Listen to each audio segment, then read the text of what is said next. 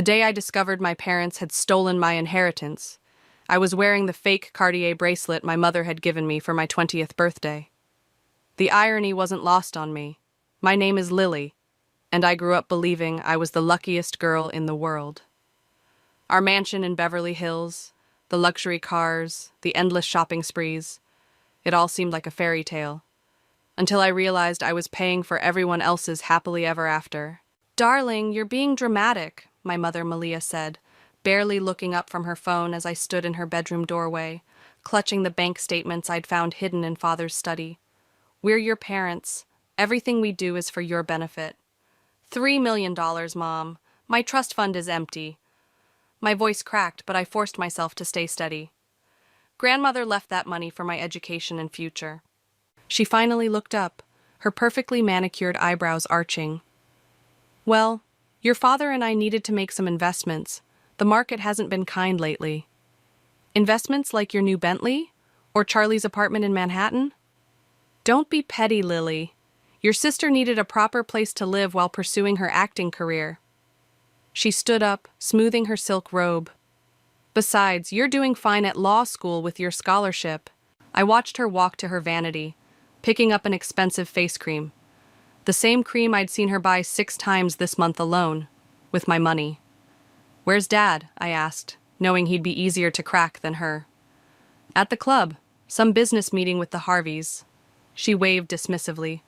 "Don't bother him with this nonsense." I turned to leave, but her voice stopped me.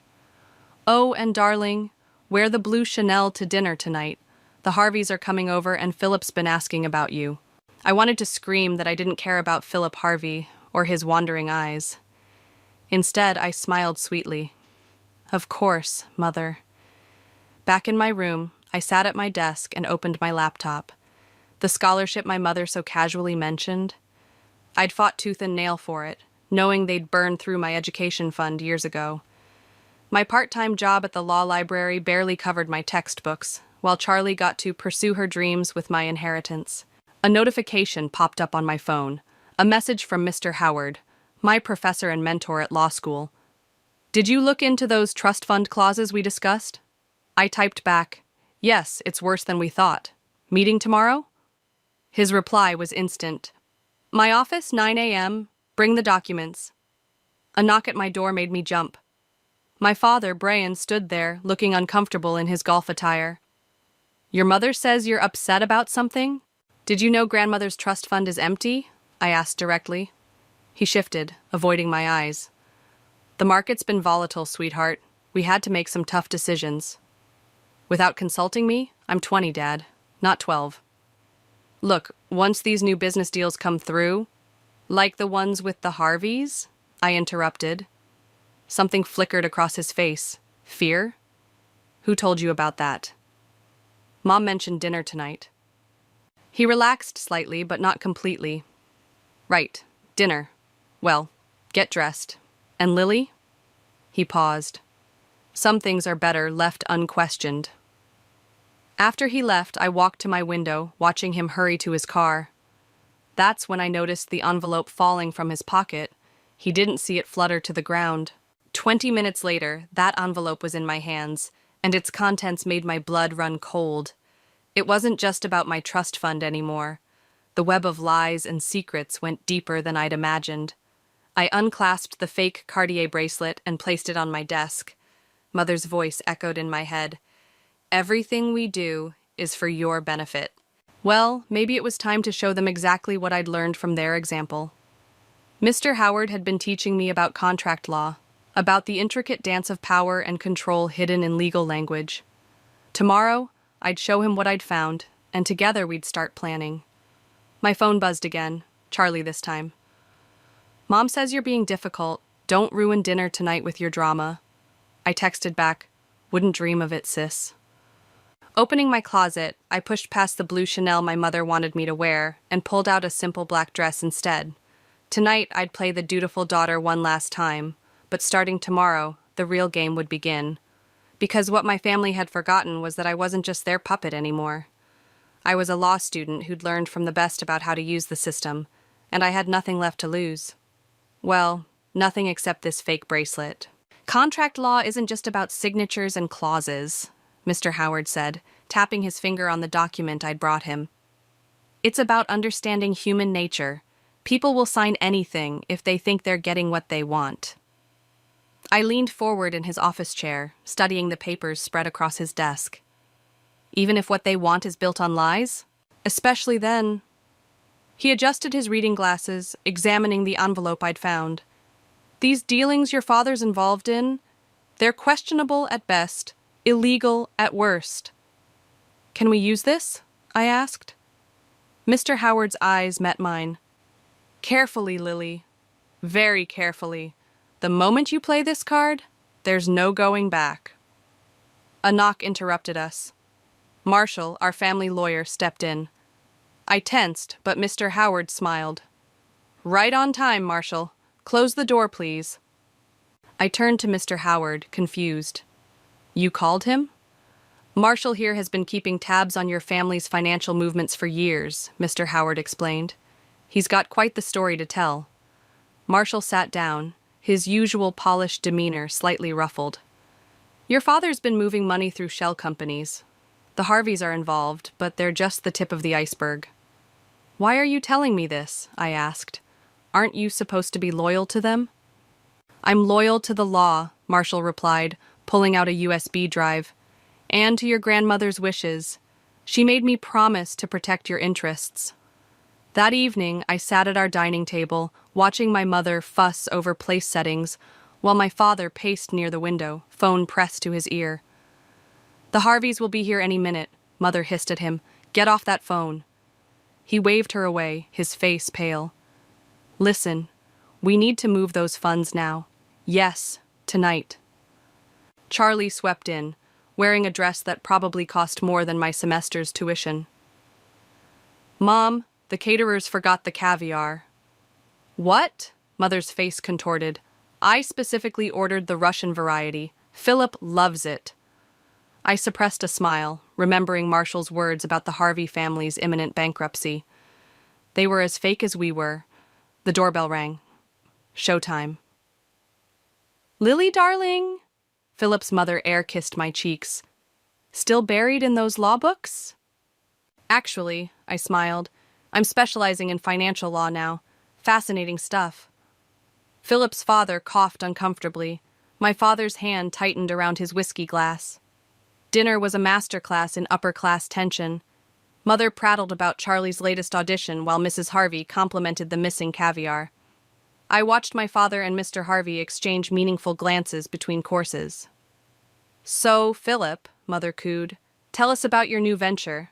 Philip launched into a rehearsed speech about cryptocurrency and sustainable energy. I noticed my father's subtle headshake. Sounds risky, I commented innocently, especially with the new SEC regulations on digital assets. The table fell silent. Philip's fork clattered against his plate. You follow financial regulations? Mr. Harvey asked, trying to sound casual. Oh yes, I smiled. Mr. Howard, my professor, says they're crucial for understanding modern business practices. He's actually consulting with the SEC now. My father stood abruptly. Shall we move to the living room for drinks? Later that night, after the Harveys left, I heard my parents arguing in their room. She knows something, Father's voice carried through the door. Don't be ridiculous, Mother snapped. She's just showing off. Besides, we have bigger problems. The bank called about the mortgage. I told you we shouldn't have touched her trust fund. If this gets out... If what gets out? I asked, pushing open their door. They froze. Mother recovered first. Nothing, darling. Adult concerns. Really? I pulled out my phone, showing them the banking app. Because I just got an interesting alert about attempts to access my personal account. Father stepped forward. Lily, you don't understand. I understand perfectly. I met his gaze. You're desperate. The Harveys are broke. Your investments are failing. And now you're trying to drain what little I have left. How dare you? Mother advanced on me. After everything we've done for you. You mean everything you've done with my money? I turned to leave, then paused. Oh, and Mom, that Cartier bracelet you gave me? The fake one? I had it appraised today. Interesting story about where it came from. I closed their door on their stunned faces, my heart pounding. In my room, I opened my laptop and typed a message to Mr. Howard. They took the bait. What's next? His reply came quickly. Tomorrow, we start phase 2. Sleep well, Lily. You'll need it. I touched the empty spot on my wrist where the bracelet used to be. Phase 2 would hurt. But then again, that was the point. The key I found in Mother's drawer was small and antique, the kind that might open an old jewelry box. But when I showed it to Marshall, his face went white. "Where did you get this?" he asked, turning it over in his hands. "Hidden in a false bottom of her vanity drawer. Why?" Marshall pulled out an old file from his briefcase. "Because this key opens a safety deposit box at First National, your grandmother's safety deposit box." We sat in his downtown office, the morning sun casting long shadows across his desk. He spread out several documents pointing to signatures and dates. "Your mother told the bank this box was empty after your grandmother died. Had it cleared out." He tapped the key. "But this is the original key, and according to bank records, the box is still active. What's in it? Only one way to find out." An hour later, we stood in the bank's vault room. The manager, an older woman named Rita, examined our paperwork. "Everything seems in order," she said, inserting her master key alongside mine. "As Ms. Mack's legal representative and heir, you have full access." The box was larger than I expected. Inside, we found stacks of letters, legal documents, and a sealed envelope addressed to me. "Read it," Marshall urged. My hand shook as I opened it. "My dearest Lily, if you're reading this, then my suspicions about your mother were correct. The documents in this box prove that she and your father have been embezzling from the family company for years. They didn't just steal your inheritance. They stole from everyone, including my sister Angela. There's a trust in your name they don't know about. Marshall has the details. Be smarter than I was. Love, grandmother." "Angela?" I looked at Marshall. "My aunt? Mother told me she died years ago." Marshall shook his head. "Very much alive, living in Seattle. Your mother forced her out of the company through fraud, then spread lies about her having a mental breakdown." My phone buzzed. "Charlie." "Where are you? Mom's freaking out about some missing key." "Let her freak out," I muttered, then turned to Marshall. "What's our next move?" "First, we document everything here. Then I think it's time you met your aunt." Back home, Mother was tearing through her room like a hurricane. "Where have you been?" she demanded when she saw me. "Have you seen a small silver key?" "No," I lied smoothly. "Lost something important?" She grabbed my arm. "Don't play games with me, Lily. If you took it, take your hands off me." My voice was ice. "And maybe explain why you told me Aunt Angela was dead." She released me as if burned. "Who told you about her? Does it matter? What matters is you lied. Again." "I protected you," she hissed. "Angela was unstable, dangerous. Dangerous to your schemes, maybe."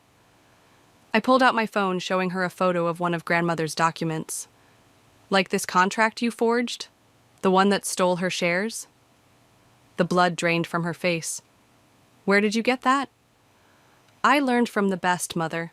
You taught me how to take what I want." "Your father will hear about this." "Good," I smiled. "Tell him I found grandmother's safety deposit box, too. I'm sure he'll be thrilled." I left her standing there, hands shaking. In my room, I called the number Marshall had given me. "Hello?" A warm voice answered. "Aunt Angela, this is Lily." Silence then. I've waited so long for this call. "I know what Mother did to you," I said. "I have proof." "Lily," she said softly, "are you sure you want to do this? Once you start, they stole everything from you, from me, from grandmother." "Yes," she sighed, "they did. Then help me make it right."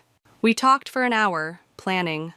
When we hung up, I had another message from Mr. Howard. "Documents are ready. Tomorrow we move on your parents' accounts." I walked to my window, watching Mother's car speed out of the driveway. She was probably running to Father, planning their next move, but for the first time I was steps ahead of them. My laptop pinged, an email from Marshall with the trust documents grandmother had mentioned. The amount made me gasp. All this time, there had been a safety net I never knew about. Charlie barged in without knocking. What did you say to Mom? She's completely lost it. Truth hurts, doesn't it? She narrowed her eyes. What's that supposed to mean? Ask her about Aunt Angela, I suggested. Ask her where your fancy apartment's money really came from. You're just jealous, she snapped, but I saw doubt flicker in her eyes. No, Charlie, I'm just awake. After she left, I opened my safe and added the key to my growing collection of evidence. Tomorrow, we'd start freezing accounts and filing injunctions. But tonight, I had one more call to make. Mr. Harvey, it's Lily. We need to talk about my father's investments. I think you'll find what I have to say very interesting. The game was changing, and this time, I was dealing the cards. The coffee shop was busy, but I spotted Aunt Angela immediately. She had grandmother's eyes, sharp, intelligent, and kind. When she hugged me, I caught the faint scent of jasmine, just like in my childhood memories. You look so much like her, Angela said, sitting down. Your grandmother would be proud. Would she? I'm about to destroy her daughter's life. Your mother destroyed her own life. Angela stirred her coffee. And mine, and nearly yours. I pulled out the documents Marshall had prepared. Tell me what really happened. Your mother was always jealous of my relationship with your grandmother. When the company started struggling, she saw her chance. Angela's hands trembled slightly. She forged my signature, claimed I was having mental issues. By the time I realized what was happening, she'd convinced everyone I was unstable. And father? Brian was weak, still is. He knew what she did but chose to look the other way. She reached into her bag. I kept everything, every threatening letter, every forged document. My phone buzzed. Mother calling. I declined it. They're panicking, I said. Mr. Harvey called them this morning about pulling out of their deals. Good. Angela smiled grimly. How's Charlie taking it? She's confused, angry. Yesterday she found out her trust fund is frozen. And the contracts? I pulled out more papers. Ready. Mother's been signing documents without reading them for weeks, too busy planning her charity gala. The annual Mac Family Foundation event? Angela laughed. The irony. It's tomorrow night. Everyone will be there. The board members, the Harveys, all their society friends. I showed her the guest list. The perfect audience. My phone buzzed again. Charlie this time. We need to talk. Now. Go, Angela said. Remember, you don't have to do this alone anymore. I found Charlie waiting in my room, clutching her laptop. What the hell is this? She turned the screen toward me, showing a bank statement. My accounts are frozen.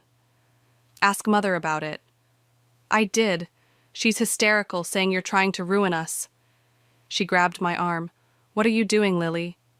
Getting back what's mine. What's ours if you'd open your eyes. By destroying our family? They destroyed it first. I sat beside her. Did you know we have an aunt living in Seattle? What? No. Mom said all our relatives are dead. Yeah, that's what she told me too.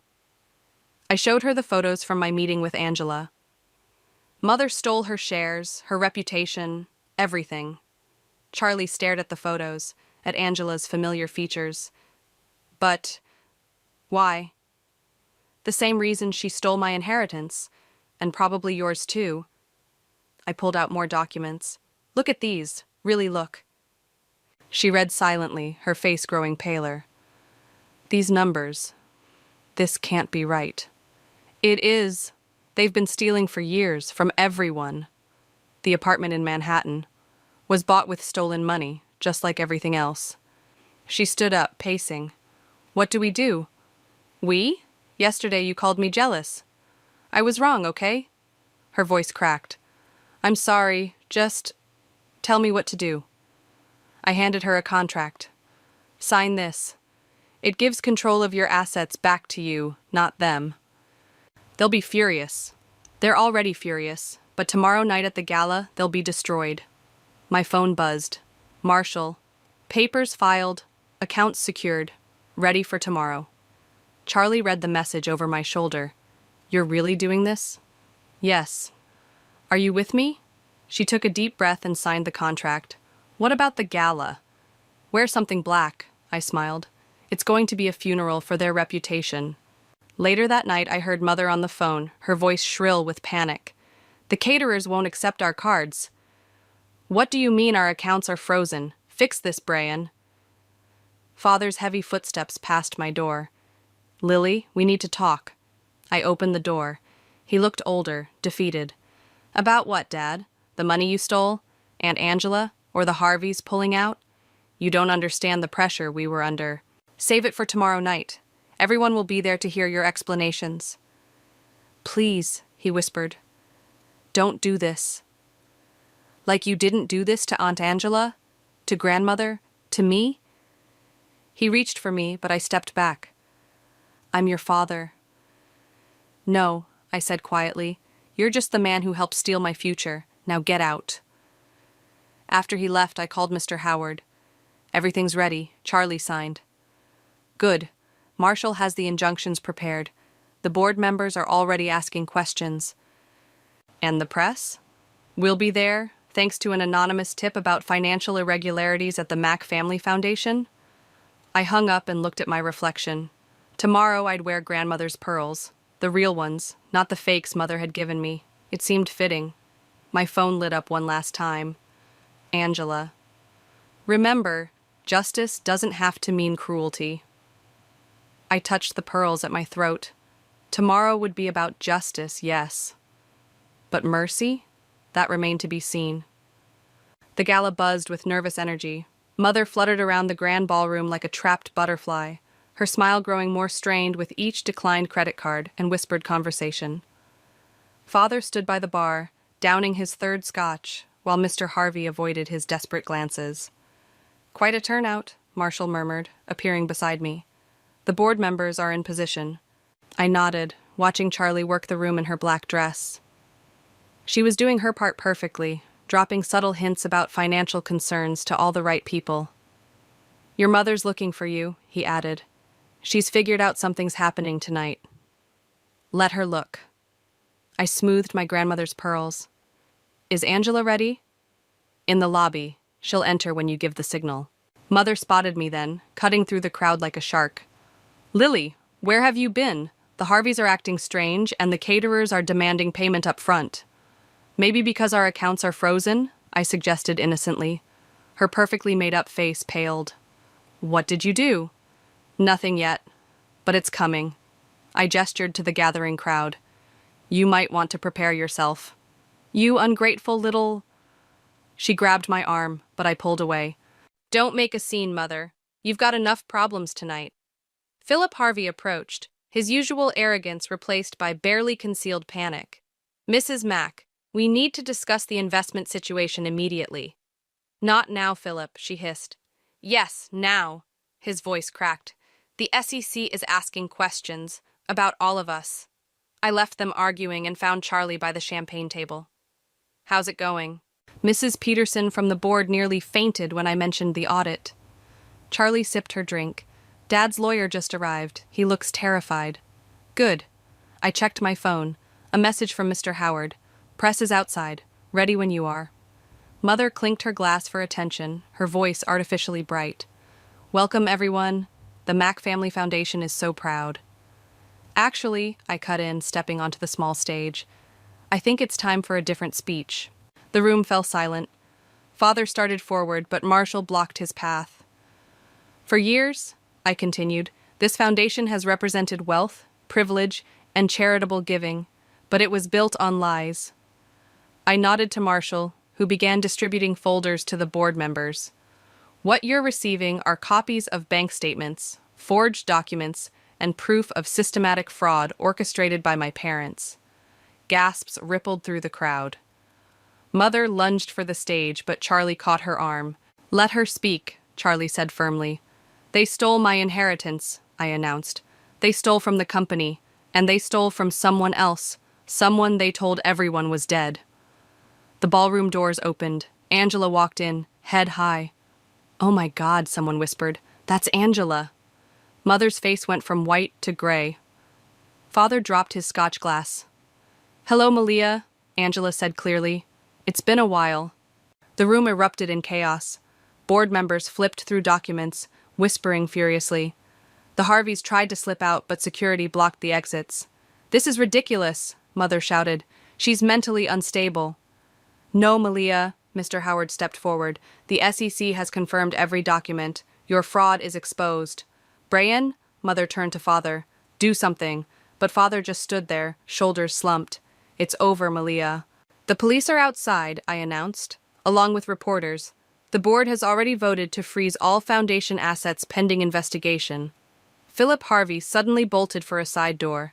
2 security guards caught him as he ran. "The Harveys' involvement has also been documented," Marshall added. "No one's escaping this." Mother collapsed into a chair, her perfect world crumbling. Charlie walked to the stage and stood beside me. "We trusted you," Charlie said to our parents. "You betrayed everyone in this room." The next hour was a blur of police statements, reporter questions, and shocked conversations. I watched as Mother and Father were escorted out, as board members huddled with lawyers, as years of lies unraveled in a single evening. Angela found me on the balcony afterward. "You did well." "Did I?" I looked at the chaos below. "It doesn't feel like a victory." "It's justice," she said softly. "Sometimes that hurts more than revenge." My phone buzzed, a text from Father. "I'm sorry for everything." Charlie joined us, her makeup smeared from crying. "The police want more statements tomorrow, and the press won't leave." "Let them stay," I said. "No more hiding the truth." We stood together, 3 women bound by more than blood, watching as the foundation's sign was taken down from the building's facade. "What happens now?" Charlie asked. "Now," Angela smiled, "we rebuild. The right way." I touched my grandmother's pearls one last time before unclasping them. The weight lifted from my neck, but a different weight settled in my chest. This was just the beginning. "Come on," I said to them both. "We have work to do." Behind us, the ballroom lights dimmed on empty champagne glasses and scattered documents. The remains of a dynasty built on lies, finally exposed to the truth. The morning after the gala, I found Father sitting alone in our kitchen, staring at a cup of cold coffee. He looked smaller somehow, his designer suit replaced by an old sweater. "The police took your mother to the station an hour ago," he said without looking up. "She's being charged with fraud." "And you?" "My lawyer negotiated a deal. I'm cooperating fully." He finally met my eyes. "I deserve whatever's coming." I poured myself coffee, the familiar routine feeling strange in our changed world. "Why did you do it? Was money really worth destroying everyone?" "It started small," he sighed. "A little creative accounting here, a shifted investment there. Your mother, she always wanted more, and I was too weak to stop her." The doorbell rang. Marshall entered with a stack of papers, nodding to us both. "The press is camped outside. We should discuss damage control." "I'll get Charlie," I said, but Father's voice stopped me. "Wait, there's something you need to see first." He led us to his study, unlocking a hidden safe behind a painting. Inside was a worn leather journal. "Your grandmother's," he explained. "She knew what we were doing. She tried to stop us, to protect you girls." His hands shook. "The night she died, she made me promise to give this to you when the truth came out." I took the journal, its pages filled with grandmother's elegant handwriting. Dates, transactions, warnings. She'd documented everything. "She died thinking I'd keep my promise," Father whispered. "Instead, I helped your mother hide it all." Marshall cleared his throat. "The board's meeting today. They're voting to dissolve the foundation." "Good," I said. "Let it burn." My phone buzzed. "Angela, turn on the news." The TV showed Mother being led into court, her designer outfit replaced by something plain and dark. Reporters swarmed the steps, shouting questions. "The SEC is investigating the Harveys, too," Marshall added. "Philip's father had a heart attack this morning." Something twisted in my stomach. This was what I wanted, wasn't it? Justice? Charlie appeared, her face drawn. "Mom's asking to see us." "No," I said immediately. "Lily," Father touched my arm, "you want something bigger than revenge. Maybe now it's time for what? Forgiveness?" I pulled away. "She stole our future, destroyed Angela's life, betrayed grandmother. And she'll pay for that, Marshall interrupted. But your father's right. Don't let this consume you like it consumed her. The doorbell rang again. This time it was Mr. Howard, looking grave. The media's requesting interviews, and the university board wants to speak with you. About what? Your scholarship. Given the publicity, they're concerned about association. They can't take that from me, I snapped. I earned it. We'll fight it, he assured me. But you need to decide what kind of story you want to tell. Revenge doesn't look good on college applications. I sank into Father's chair, suddenly exhausted. The journal lay heavy in my lap. There's something else, Father said quietly. Your mother. She's not well. The doctors at the holding facility. Don't, I warned. She had a breakdown, Lily. She's asking for help. Charlie sat beside me. I'm going to see her. Come with me? Why should I? Because we're better than them, she said simply. Isn't that the point? I opened Grandmother's journal, finding the last entry. My dearest Lily, remember that the greatest victory isn't in destroying your enemies, but in refusing to become them. My phone buzzed again. Angela. Want company at the hospital? I looked around the study. Father, broken but honest at last. Charlie, stronger than I'd ever given her credit for. Marshall and Mr. Howard, who'd helped me fight fair instead of dirty. Okay, I said finally, but first I need to do something. I called the university board, scheduling a meeting. Then I called the press. You're going public? Marshall asked. Yes, but not with a revenge story. I held up the journal. With her story, Grandmother's truth. Father smiled for the first time in days. She'd like that. The foundation's finished, I continued. But maybe we can build something new, something honest. Together? Charlie asked. Together. Later, standing in the hospital parking lot with Angela and Charlie, I thought about Mother waiting inside, about choices and consequences, about becoming the person Grandmother believed I could be. Ready? Angela squeezed my hand. No, I wasn't ready. But I was something better. I was choosing to be stronger than my anger. Yes, I said. Let's go. Behind us, the sun set on the wreckage of our old life. But ahead, through the hospital doors, lay the harder path, the path of healing, of rebuilding, of becoming something more than our parents' mistakes. It wasn't the victory I'd planned. It was better. Mother sat in the hospital's visiting room, her designer clothes replaced by plain white cotton. Without her makeup and perfectly styled hair, she looked older, smaller, almost human. My girls, she whispered as Charlie and I entered. You came. Don't, I said when she tried to stand. Just don't. Angela waited outside, giving us privacy. The guard by the door kept his eyes fixed straight ahead. They're saying I'm unstable, Mother said, her hands fidgeting with her sleeve. But I did it all for us, for our family. Stop lying, Charlie snapped. Even now you're still lying. Mother's face crumpled. I don't know how to be any other way. Try the truth, I suggested. Just once. She looked between us, then at her hands.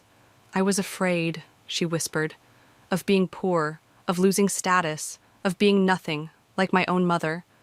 So you stole from everyone? Destroyed Angela's life? Angela was everything I couldn't be. Grandmother's favorite, smart, genuine. Her voice cracked. I hated her for it. The door opened and Marshall entered with a thick folder. The prosecutors are here. They need your decision about the plea deal. Mother's eyes darted to the folder. How long? 5 years minimum, plus restitution. Marshall laid out the papers. You'll lose everything. I already have. She looked at us. Haven't I? Before I could respond, Father appeared in the doorway. He'd brought Grandmother's journal. The board voted, he announced. The foundation's officially dissolved, but they're offering Lily and Charlie positions on the new oversight committee. New committee? Mother asked. We're rebuilding, I explained, but with transparency this time. Angela's helping. Angela? Mother's hand trembled. She's here? Yes, Angela said, stepping into the room. Hello, sister. Mother started crying then, real tears, not the theatrical ones she'd used for manipulation all our lives. I'm sorry, she sobbed. I'm so sorry. Save it, Angela said firmly. Your apologies mean nothing without action. Marshall cleared his throat. The plea deal includes mandatory therapy and full disclosure of all financial dealings. Including grandmother's death? I asked sharply. The room went still. Mother's sobs stopped. What about her death? Charlie asked. Father opened the journal. She knew, didn't she? He asked Mother. About the embezzlement. She was going to expose everything. She had a heart attack, Mother whispered. After you threatened her, I said, pulling out a letter from my bag. I found this in the safety deposit box, her last written words, saying she was afraid of you. Mother closed her eyes. I never touched her. But you caused it, Angela said. The stress, the fear, the betrayal. Add it to the plea deal, I told Marshall. Full confession about everything, or we go to trial. You'd do that? Mother asked. Send me to prison for longer? You sent yourself there, Charlie replied. We're just making sure you face it all. Father stepped forward with a pen. Sign it, Malia. Give them this at least. Mother's hand shook as she took the pen. Will you visit me? That depends, I said, on whether you actually change. She signed the papers. Marshall gathered them quickly, nodding to the prosecutors waiting outside. The press conference is in an hour, he reminded me. Are you ready? I touched grandmother's pearls, which I'd put on for strength. Yes. What will you tell them? Mother asked. The truth, all of it. How you stole from your family, betrayed your sister, drove your mother to her death. How greed destroyed everything. And then? And then we rebuild, without you. The guard stepped forward, indicating time was up. Mother stood, suddenly looking desperate. I do love you, she said. Both of you, in my way. Your way wasn't love, Charlie replied. It was possession. We left her there, crying in her white cotton clothes. Outside, Angela hugged us both. You did well, she said. Your grandmother would be proud. Father joined us, looking tired but relieved. The prosecutors say it's a solid deal. She'll serve her time. And you? I asked. Community service, financial penalties, I'll lose my license. He shrugged. It's fair. My phone buzzed. Mr. Howard. Press is gathering. Time to tell your story. We walked together toward the hospital exit, past the reporters already assembling. Through the window, I caught one last glimpse of Mother being led away by guards. Ready? Angela asked, straightening my collar. I thought about grandmother's words in her journal. The truth isn't always pretty, but it's always powerful. Yes, I said. I'm ready to tell the truth. Behind us, Mother disappeared into the hospital's depths. Ahead, cameras flashed and reporters called my name. But for the first time since this all began, I felt light, free.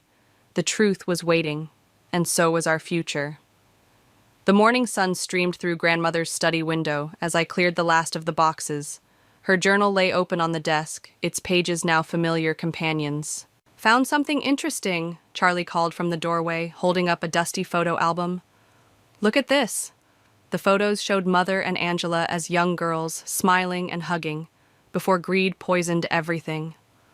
Hard to believe they were ever that close, I said, just as Angela walked in. We were inseparable once, she sighed, taking the album, until money became more important than family. The doorbell rang. Marshall arrived with the final paperwork for the new foundation. The board approved everything, he announced, spreading documents across grandmother's desk. The restoration project is officially ready to launch. She would have loved that name, Angela smiled. Restoring more than just money. Father appeared with coffee for everyone. He looked healthier now, the guilt and secrets no longer weighing him down. The first grants go out next week, he said. All to families affected by financial fraud. The press is calling it revolutionary. Speaking of press, Charlie held up her phone. Mother's interview is airing. We gathered around the screen, watching Mother in her prison uniform.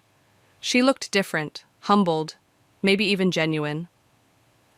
I destroyed my family for status, she said on screen. I lost everything that actually mattered. Do you believe her? Charlie asked softly. Time will tell, Angela replied. Change is possible, but it has to be earned. My phone buzzed. Mr. Howard. University board meeting in an hour. Big announcement. Go, Angela urged. We'll finish here. At the university, Mr. Howard met me outside the boardroom. Ready to make history? Inside, the board members sat expectantly. The chairman stood.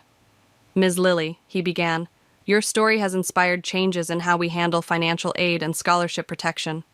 We'd like you to head our new Student Financial Rights Committee. I thought of all the students like me, vulnerable to financial manipulation. Yes, I'll do it. Back at grandmother's house, I found Charlie and Angela in the garden, planting roses, grandmother's favorites. How'd it go? Charlie asked. We're expanding the mission, I said. The foundation will partner with the university. We're creating safeguards for student inheritances. Perfect, Angela nodded.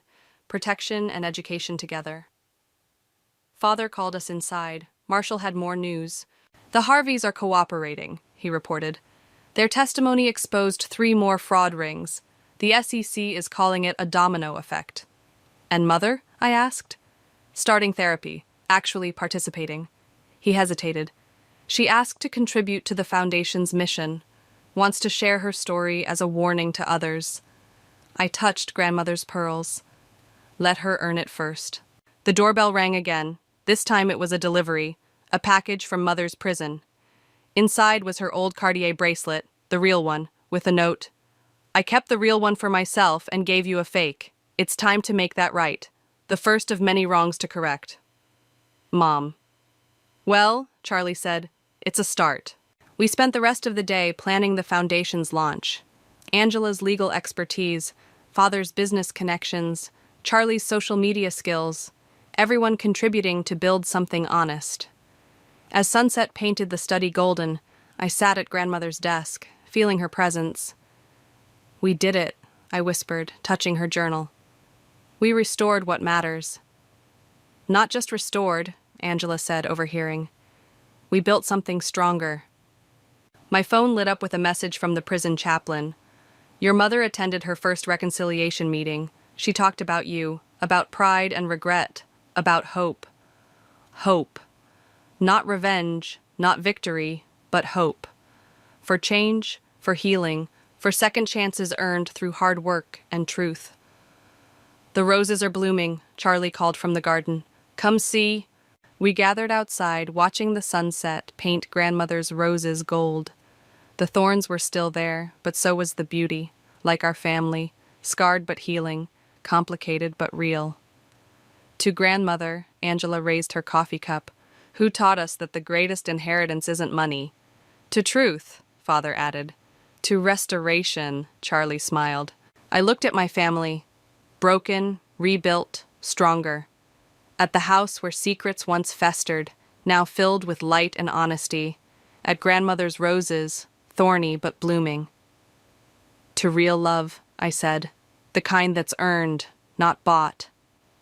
The setting sun warmed my face as I added Mother's bracelet to grandmother's jewelry box.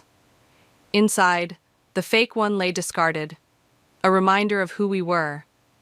But the real one shone beside grandmother's pearls, a symbol of who we could become. Not perfect, not easy, but real. And that was the greatest restoration of all.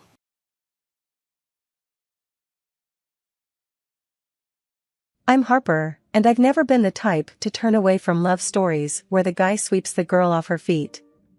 So when Aaron showed up, with all his sweet texts in the morning and calls at night asking about my day, I fell hard. It's almost laughable how quick I was to think, this is it. This is love. My friends, they'd look at us and say we were cut from the same cloth, meant to be. But there was Grandma June, with her head full of wisdom and a lifetime of watching seasons change. She'd always say, Harper, honey, watch the signs. When a man wants all your time, there's a chance he's not just in love. Could be he's trying to own you. I would laugh it off. Nana with her old-timey ideas about men and their ways. Aaron was different, or so I believed. There we were, on an evening that felt like every other evening we'd spent together. Sitting on my worn-out couch, he held my hand a little too tight when he asked about my day. "Met anyone interesting at work today?" he asked. I'd tell him about the regulars, skipping over the mundane bits. "It's the same folks every day, you know that." "And no one knew? No one took an interest in you?" His tone was casual, but his grip wasn't. "Just the usual. Why so curious?" I tried to pull my hand away lightly, trying to lighten the mood. "Just making sure we're good, that's all," he replied, his smile not quite reaching his eyes. We were drifting with the TV chattering in the background, filling the silence. It was the same subtle pressure I'd felt countless times before but always managed to brush aside. It was then Grandma June's words crept back, making my heart sink a bit. "There's a fine line." A warning I never really heeded. The night dragged on. We sat together, but my mind was miles away, tangled in Grandma June's warnings and this knot in my stomach that just wouldn't loosen up. When Aaron left, he took part of my peace with him. Locking the door behind him, I leaned back and let out the breath I'd been holding. I was alone with the silence of my apartment and the whispers of doubt that echoed louder in the space he'd vacated. I thought about calling Grandma June, but it was late, and this was my mess to figure out. As the digital clock on the microwave blinked to the rhythm of my unease, I realized that there's a thin line, all right, between love and a cage. And I was the one who ignored the signs, thinking they were roses instead of the red flags they really were. Aaron and I had said "I do," and we started our married life in my little home cloaked in ivy. But after we settled in, things began to change. One night we were sitting on our porch, the air was filled with the scent of the nearby pine trees. Aaron's hand was resting on mine, a bit too firmly, and his voice cut through the calm as he asked, "Who's that new guy working with you?" "Oh, that's just Peter. He's in the marketing department," I replied, trying to sound as neutral as possible. He hummed, and I could see that familiar tension in his jaw.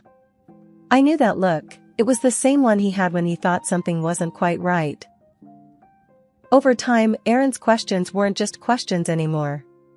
They were like probes, digging for something he seemed convinced he'd find. Then he started on my clothes.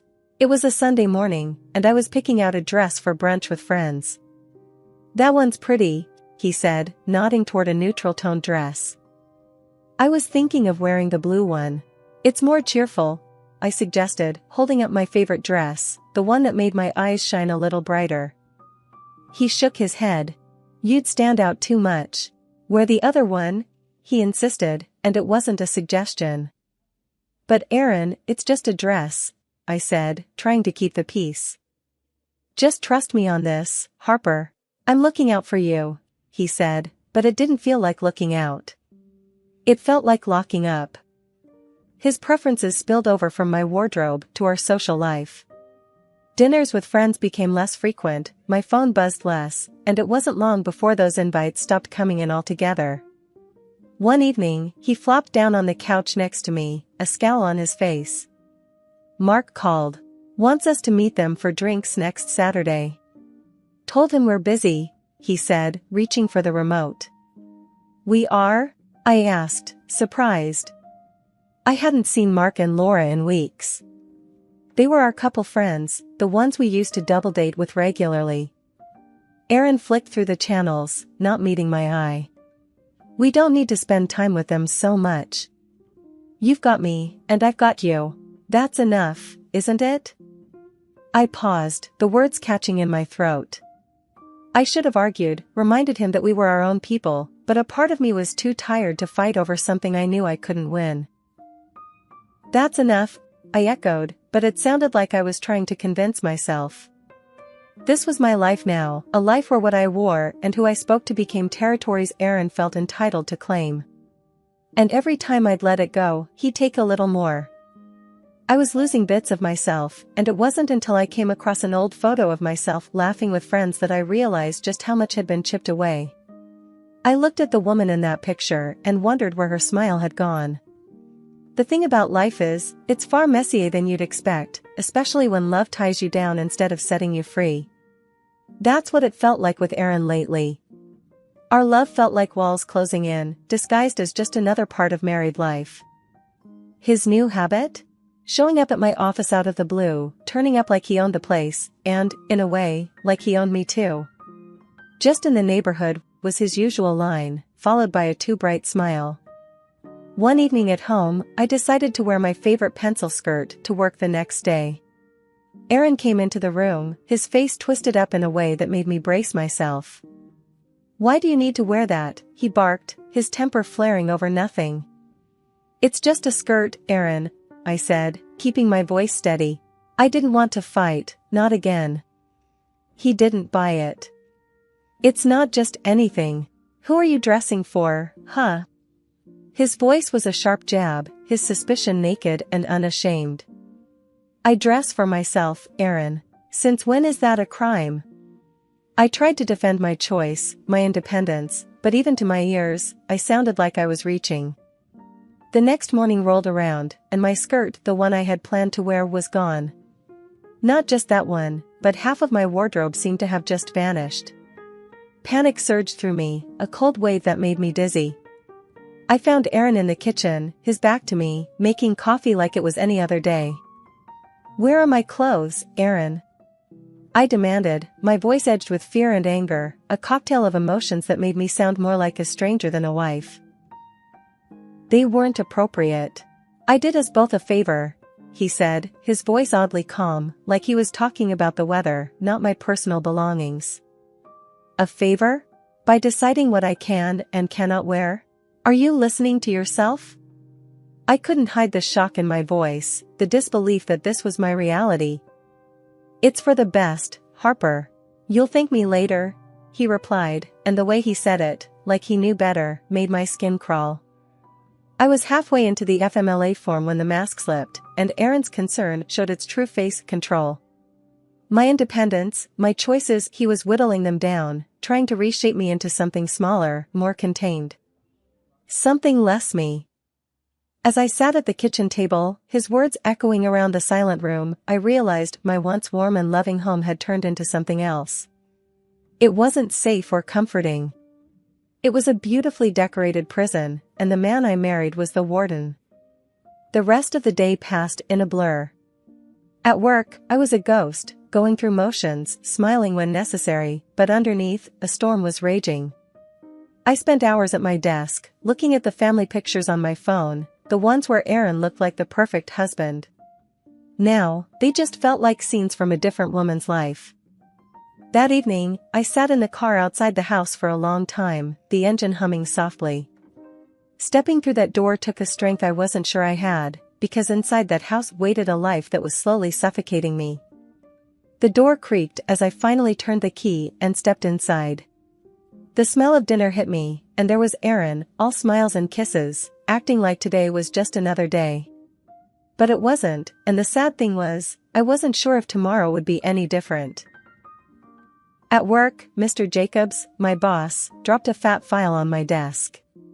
"Got a new project for you, Harper. It's going to need some late nights, but you're the best for the job." "Pleasure's all mine, Mr. Jacobs." I managed a smile, ignoring the sinking feeling in my stomach. At dinner, I broke the news. Aaron's fork clattered against his plate, his eyes narrowing to slits. "You'll quit?" he demanded, words sharp and clear. "Aaron, quitting isn't as easy as you make it sound. I'm good at what I do, and yes, we do need the money," I reminded him, hoping some sense would seep into the conversation. But his fists balled up on the table, his anger as clear as day. "No wife of mine will slave away for some boss's whims," he almost yelled. It was right then that his mother, Evelyn, appeared, like a ghost at our table. Always on cue, always trembling with some kind of worry. "Harper, honey," she started, hands flitting like nervous birds, "can't you just ease up a bit?" For Aaron. It wasn't right. None of it. But I loved him once, and I guess a part of me still clung to that. So I pitched the middle ground. "How about a compromise? I'll work from home. Best of both worlds, right?" Aaron slumped back, the lines on his face smoothing out. "Fine," he muttered, almost sulking, "but no late nights." Evelyn smiled, relieved, her pale eyes finding mine, a silent thank you. But me? I felt boxed in, the walls painted by Aaron's temper and framed by Evelyn's worry. As the days turned into weeks, my home office became my world.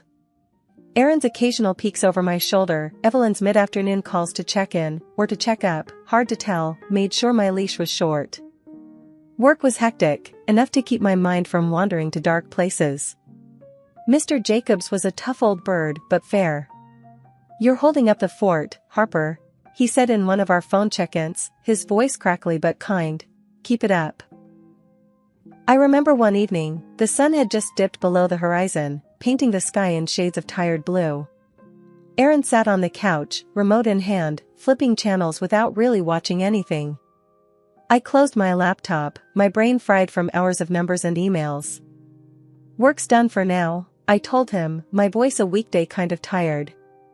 He grunted, a noise that wasn't yes or no, just Aaron for, "I heard you."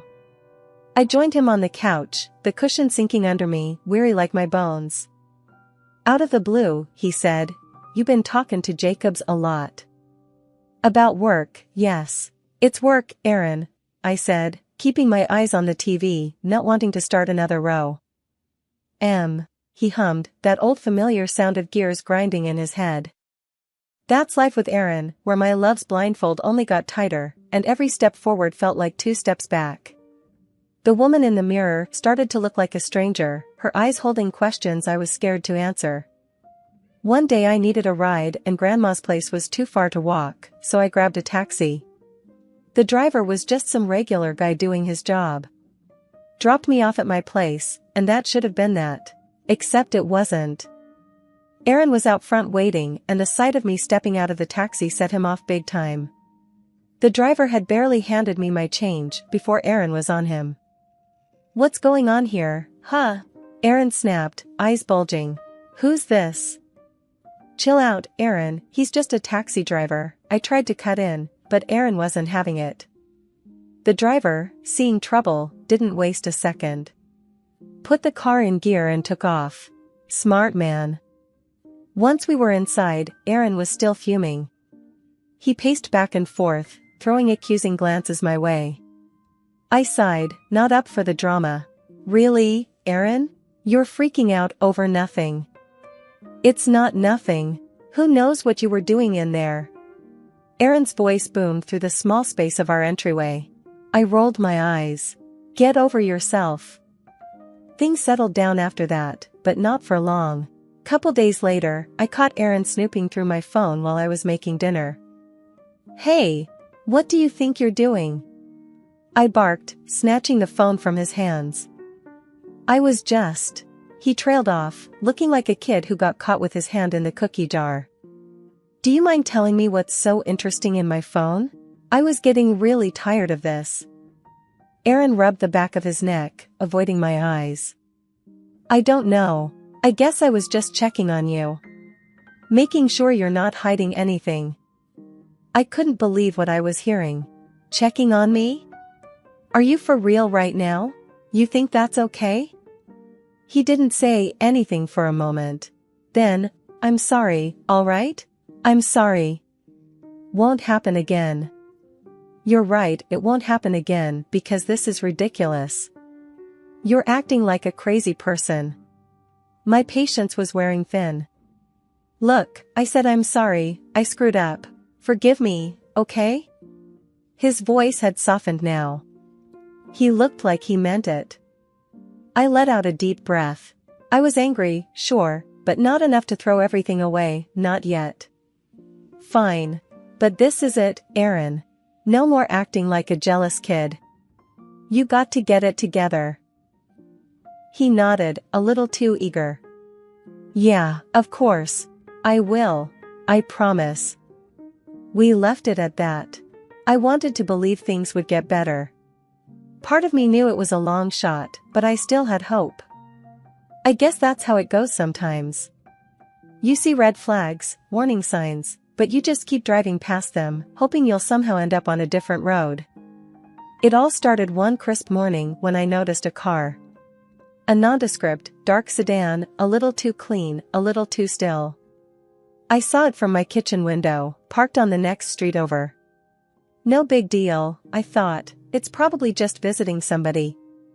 But then I saw it again by the grocery store, just sitting a couple of aisles over in the parking lot. And again near the dry cleaner. Same car, same place, like a bad penny that kept turning up. A week of this, and I couldn't brush it off any longer. I needed to know. So on a day when the car tailed me to the local library, I took a detour on my way home. Sure enough, the car was still there, matching my turns, keeping its distance, but always present. When I parked on a side street, the sedan stopped a little way behind me. This was no coincidence. It's funny how your mind doesn't want to believe something's wrong, even when it's staring you in the face. It seemed so stupid, so out of a cheap detective show, but there it was. My heart was racing, a mix of fear and anger bubbling up inside me. I picked up my phone and called the police. I think I'm being followed, I whispered, as though the guy behind me could hear. The police took it seriously. They arrived quickly, talked to the man in the car, and checked his ID. Within minutes, they confirmed my fears. The guy was a private detective, and yep, he was following me. Following me on my husband's dime. I was shaking when I got home, with the police report clutched in my hand. Aaron was there, lounging on the sofa like any other evening, blissfully unaware that his little game was up. "Aaron," I yelled, throwing the door open wider than I intended. "What the hell is this?"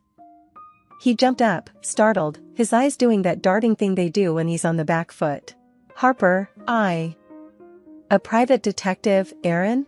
I could barely get the words out, my voice was shaking so hard. "You have me followed?" He started stuttering some excuse, his face flushed and guilty looking. Just don't. I stopped him, holding up a hand. I couldn't bear to hear any lie he might conjure. "You know what? I can't do this." My voice broke, but I pulled myself together. "You need to leave, Aaron." His mouth snapped shut. He looked like he might argue, but then he didn't. He just grabbed his coat and left without another word. I was alone, truly alone, and for the first time in years, that didn't scare me. It felt like the only honest thing I'd had in a long time. That day had a weird start to begin with. I was still adjusting to a quieter house since I told Aaron to pack his stuff and leave. The man was many things, but quiet wasn't one of them. The peace was nice, but I got to say, a bit eerie too. And then there's a knock at my door that broke the silence like a dropped plate. Standing there was Mr. Freeman, Aaron's boss. Medium height, always looked like he starched his face along with his shirts. Never really liked him, but today he showed up holding a folder stuffed with papers. "He's not here," I said before he could step inside. Mr. Freeman frowned, probably not used to doors not swinging wide for him. "I've got some important documents for him. Work stuff." I sighed. If Aaron had $1 for every time he was important, we'd be living in a mansion. "Well, he's not here. Can I give them to him when he comes back?" Mr. Freeman considered it, then nodded. "I suppose. Can I come in for a moment? I've been driving for hours." Guess his car was as fancy as his suit, all black and shiny out there.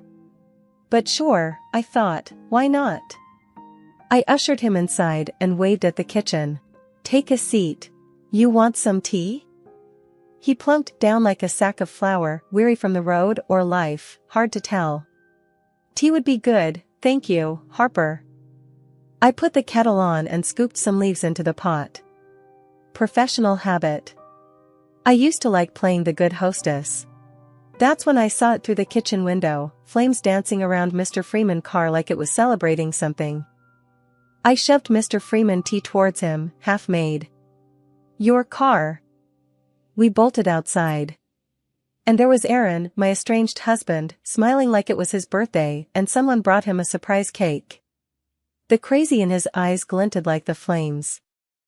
Mr. Freeman blurted out, "My car. What the hell is happening?"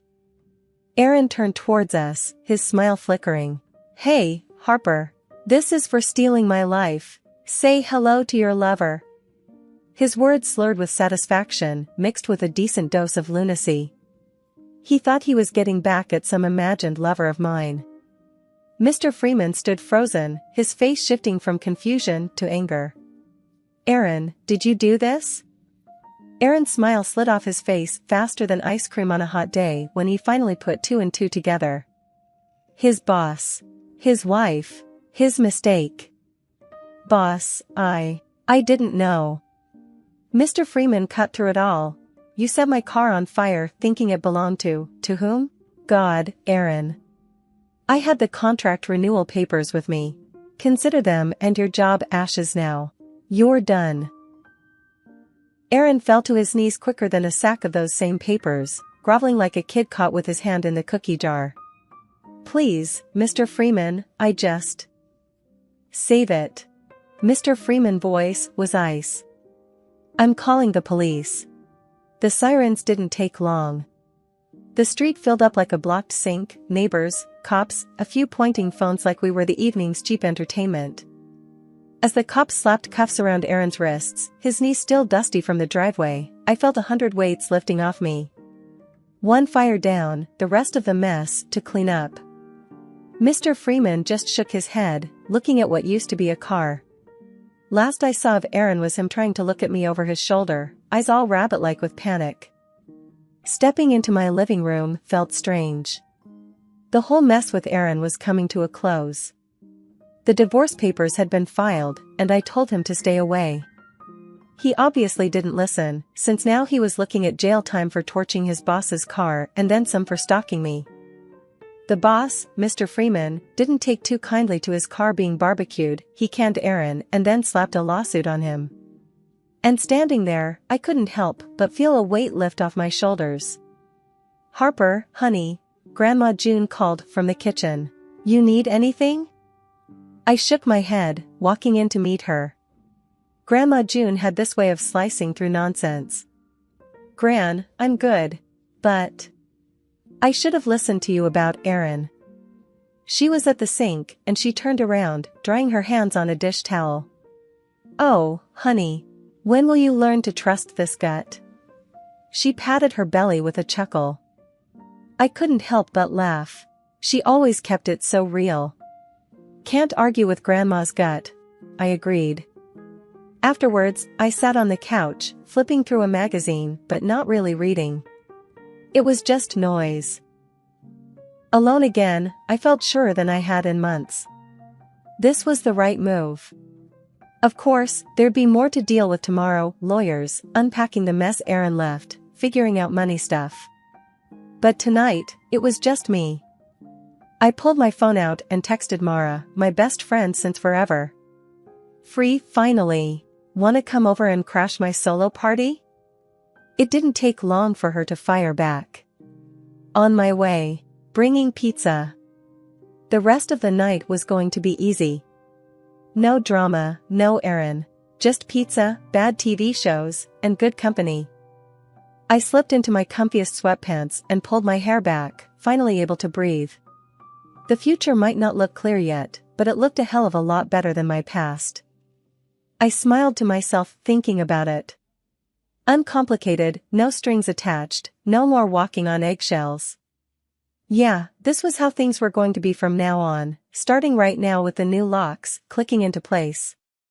Freedom tasted a lot like pepperoni and cheese tonight, and that was just fine by me.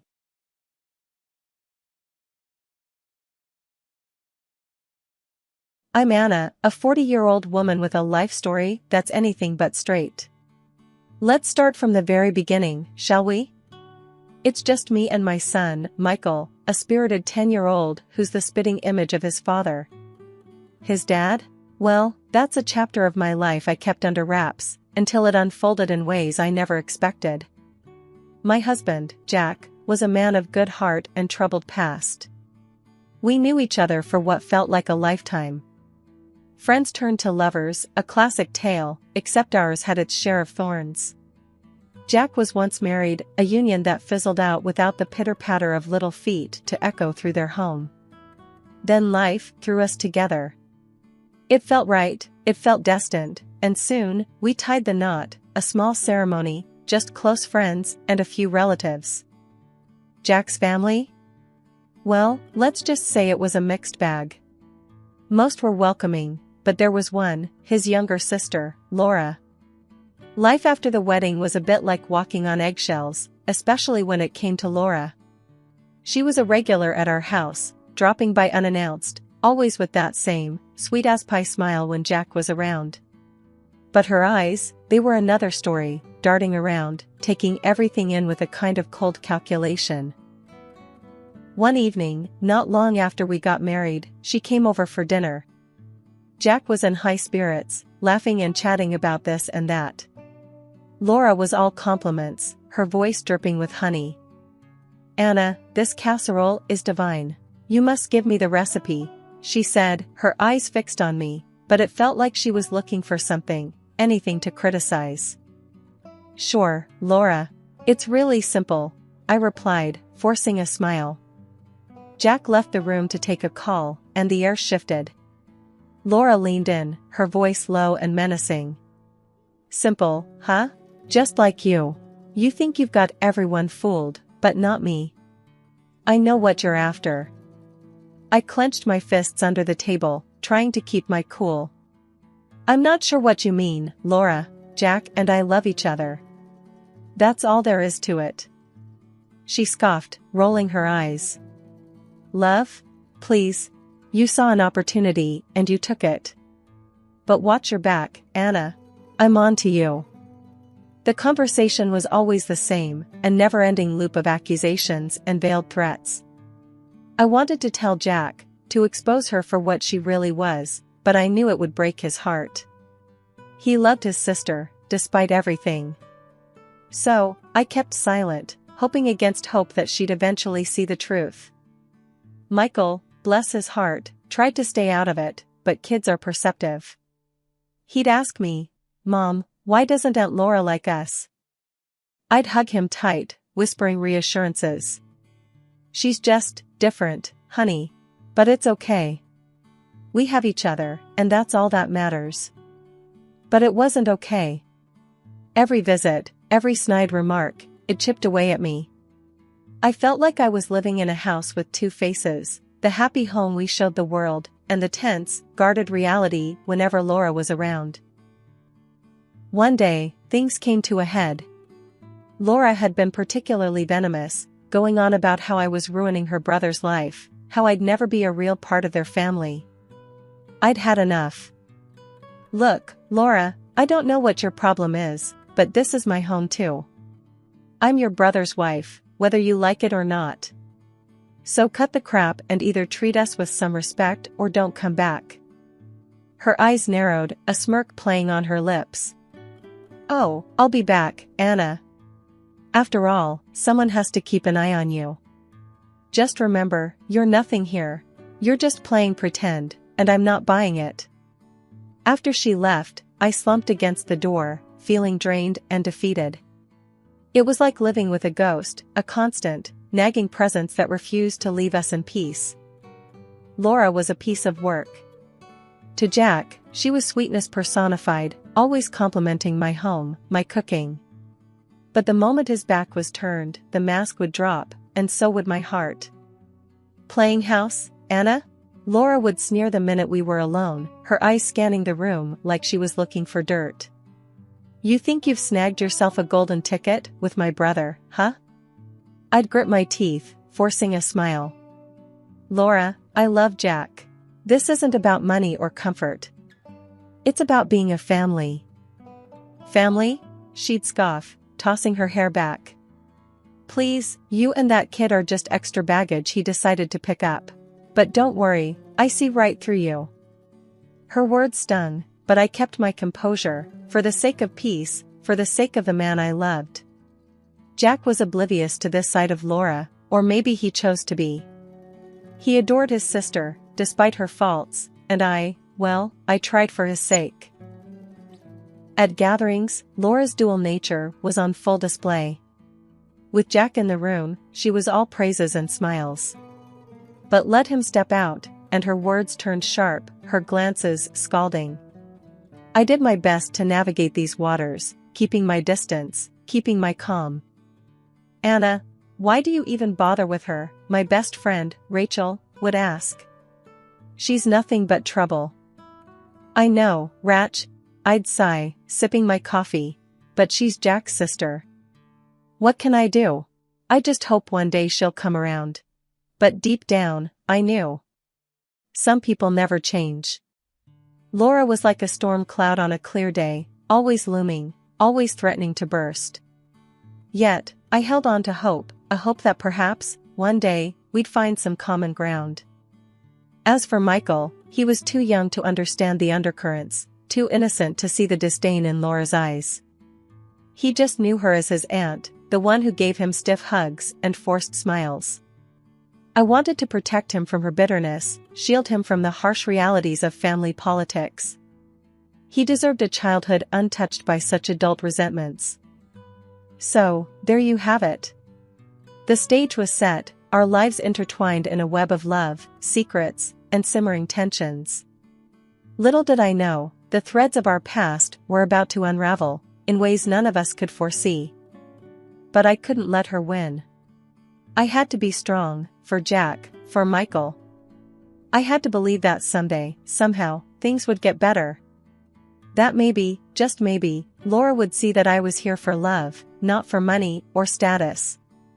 That we were a family, not just a convenient arrangement. So, I kept going, putting on a brave face, and hoping for a day when Laura's poisoned welcome would be nothing but a distant memory. It was a day like any other until the phone rang, shattering our little world into before and after. "Jack's gone," they said, and with 3 words, my heart was torn from my chest. I had to tell Michael, my sweet, 10-year-old boy, who still believed the world was kind and fair. His reaction was immediate and devastating, a mixture of tears and disbelief. "Why, Mom? Why did he have to go?" he sobbed, and I had no answers, just my own silent screams and aching emptiness. As the day of the funeral drew near, I was swallowed by arrangements and condolences, a never-ending stream of tasks and tears. And through it all, Laura, Jack's sister, was absent. Not a call, not a visit, as if her brother's death was a mere inconvenience. Her indifference was a cold slap amidst our grief. Then came the funeral, a solemn affair of black suits and quiet sobs. Michael clung to me, his small hand a lifeline in the sea of sorrow. That's when Laura arrived, late, her entrance grandiose in a revealing, black dress that whispered of expensive tastes and little regard for the occasion. Her face was calm, almost pleased, as she sauntered in, her presence more of a statement than a show of respect. She floated among the mourners, her demeanor unsettlingly light. Her absence in the preparations, now paired with her almost celebratory attire, felt like a betrayal, a mockery of Jack's memory. I stood there, holding Michael close, feeling the weight of grief and anger. How could she be so callous, so utterly detached? Her brother, her flesh and blood, lay before us, and she carried on as if attending a gala. It was more than disrespectful, it was cruel. But as the service continued, a quiet resolve settled over me. I needed to be strong, for Michael, for myself, for the love and life Jack and I shared. I whispered a silent prayer, not just for Jack, but for myself. "Give me strength," I implored, feeling the gentle touch of something greater than myself steadying my heart. "Help me through this day, through this pain. Let me be the anchor for Michael, as we navigate these dark waters." As the final words were spoken and the mourners began to disperse, I felt it, a subtle yet profound fortitude. The pain was still there, sharp and unyielding, but so was a newfound determination. We would move forward, carrying Jack in our hearts, enduring the loss, the betrayal, and whatever else might come. Laura's actions, her unsettling glee, would need to be addressed, but not now. Now was for mourning, for holding tight to the pieces of our shattered world. And as we prepared to leave the church, I knew we weren't alone. In our hearts, in our memories, Jack lived on, and with that knowledge, I found the strength to take the first step into our new, uncertain future. As the priest wound down the service, Laura pushed through the crowd, her face all twisted up in a smirk that didn't belong. "I got something to say," she announced, her voice cutting through the murmured condolences like a knife. Everyone turned, a collective breath held. She scanned the crowd, her eyes finally landing on me and Michael. "Anna here, she's nothing but a gold digger. Always was. Latched onto Jack the first chance she got, didn't you?" Laura's words were like venom, each one spat out with a venomous glee. The crowd murmured, some with shock, others with an awkward nod. I felt Michael's grip tighten, his body stiffen. "Mom," he whispered, a quiver in his voice. I squeezed his hand, my own voice firm. "Don't listen, Michael." Laura was on a roll now, her voice rising. "And this boy here, he's no rightful heir. Jack never adopted him. All that money, the house, it's mine by right. I'm Jack's real family, his blood. And I'll be damned if I let these two take what's rightfully mine." I couldn't hold back, the fire in me rising to meet her challenge.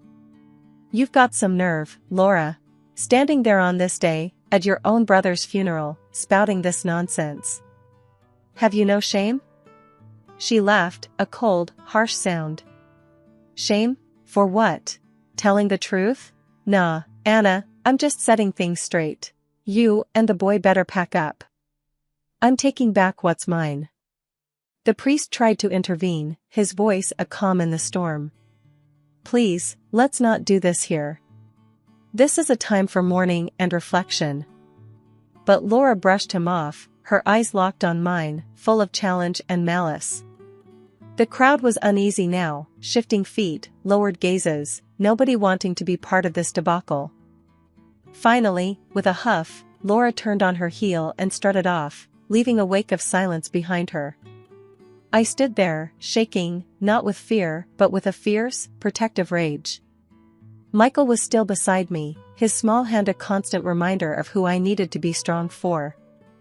As people slowly started to disperse, a few brave souls came up, offering hushed words of support.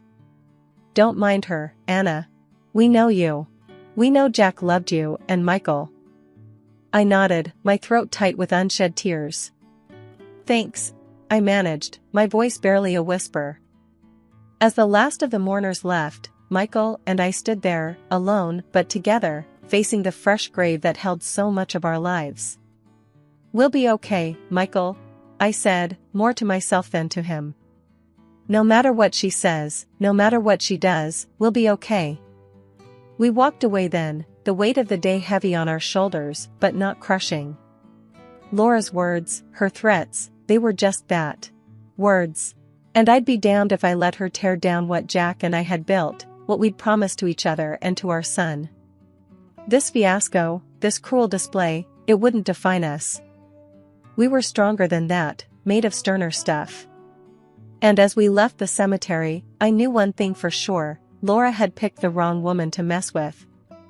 I was going to fight, for Jack, for Michael, for us. And I wasn't going to lose. The days after Jack's funeral were a heavy blend of silence and whispers, the house filled with an echoing absence. Michael shuffled around, his eyes hollow, every so often pausing at things that reminded him of his dad. "Mom," he'd say, holding up a model airplane they'd built together, "Dad said we'd fly this in the park. Just him and me." I'd pull him close, my heart aching. "I know, baby. We can still take it, keep flying it for him." One evening, as I was trying to piece together some semblance of dinner, there was a knock at the door. I opened it to find Rachel, my closest friend, her face etched with concern. "Anna, how are you holding up?" she asked, stepping inside. I shrugged, the weight of the world on my shoulders. "Somehow. It's tough, Ratch. Laura's making it worse, threatening to take everything." Rachel's face hardened. "That woman's a piece of work. Don't you worry, we won't let her push you around." It was comforting, having her there, a piece of normalcy in the chaos of grief. As we sat down, sipping lukewarm coffee, I let out everything, my fears, my anger, my sheer exhaustion. Michael's lost, Ratch. He doesn't understand why his dad's gone, why his aunt is after us now. And I'm just so tired. Rachel reached over, squeezing my hand. You're strong, Anna, stronger than you know. And you've got people who care, who'll stand by you. Laura won't get away with this.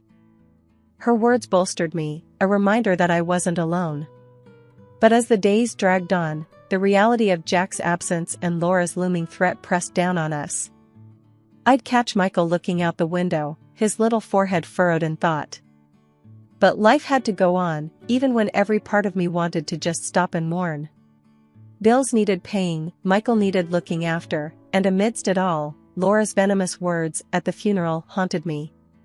Her threats of taking everything loomed over us like a dark cloud. Then, out of nowhere, Laura showed up like a storm. She barged in, slamming the door behind her, her eyes wild and face twisted in rage. "This is bull," she screamed, waving a crumpled copy of the will. "Everything to Michael? What about me, his sister? I get scraps?" Her voice was like nails on a chalkboard, and I felt my blood boil. Michael was in the next room, and I could see the fear in his eyes.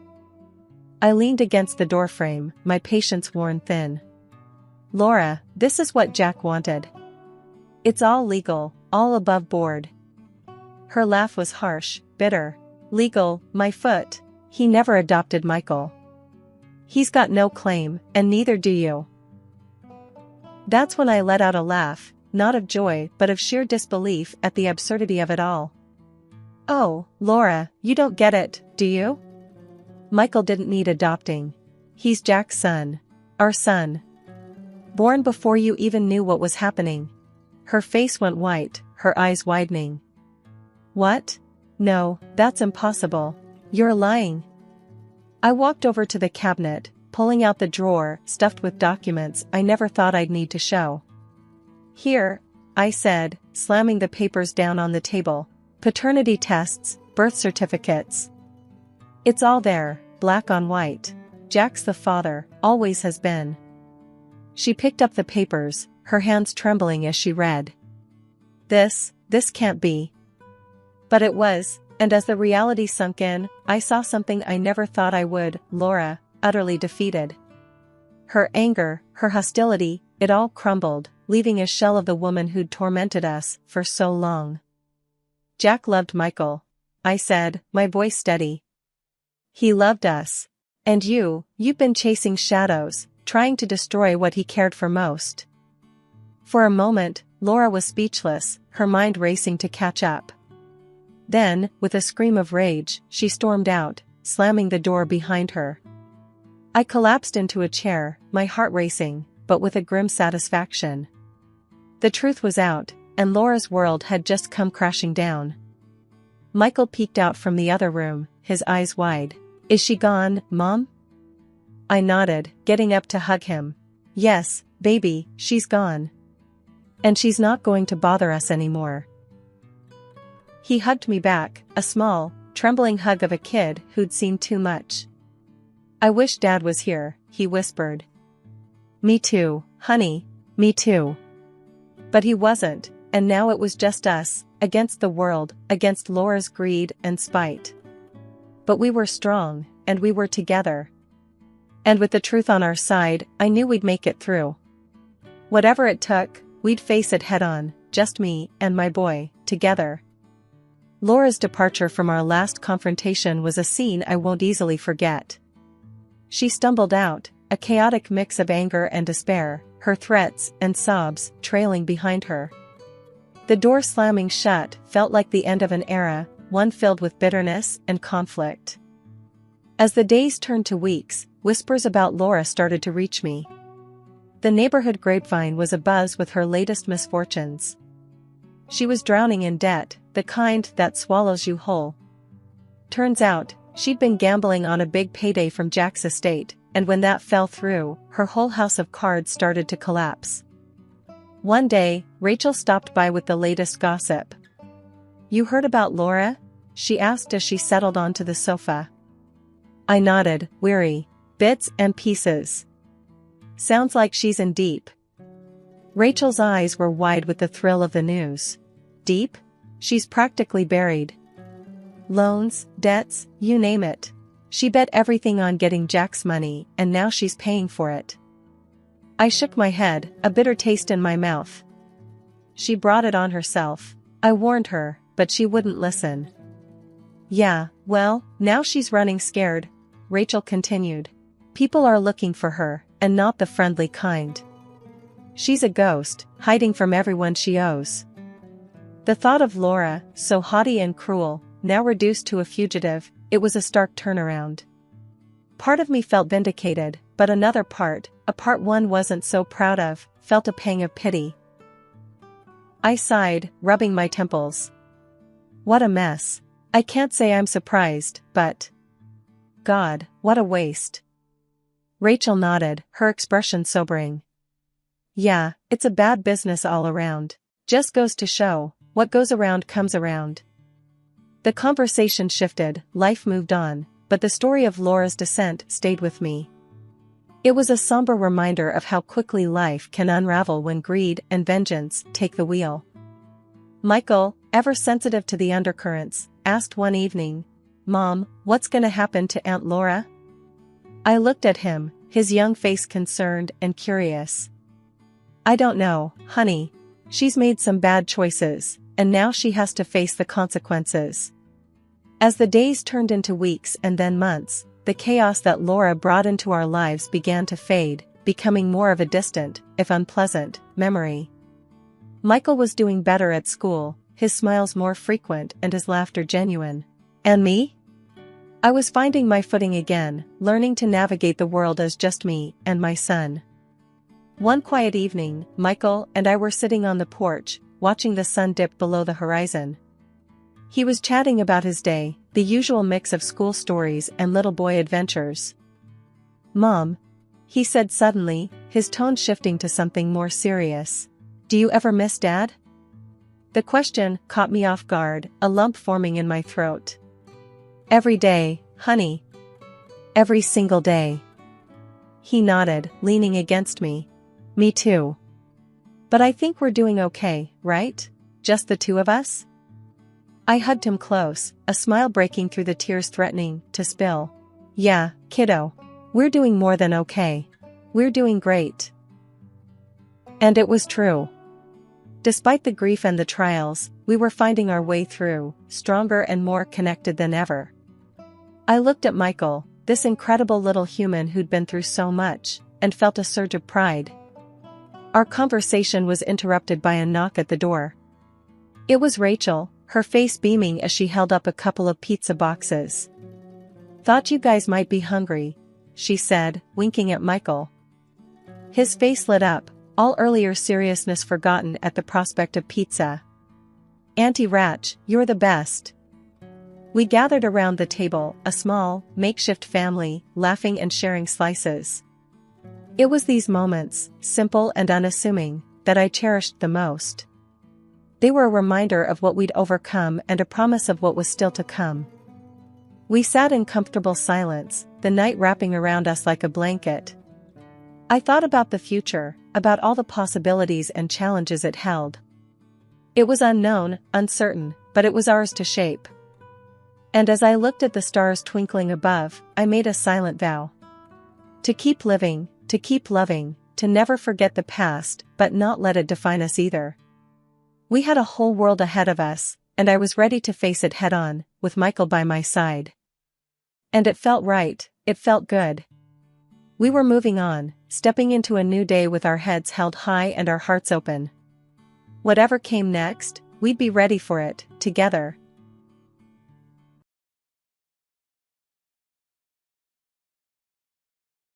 My life was pretty straightforward until that evening.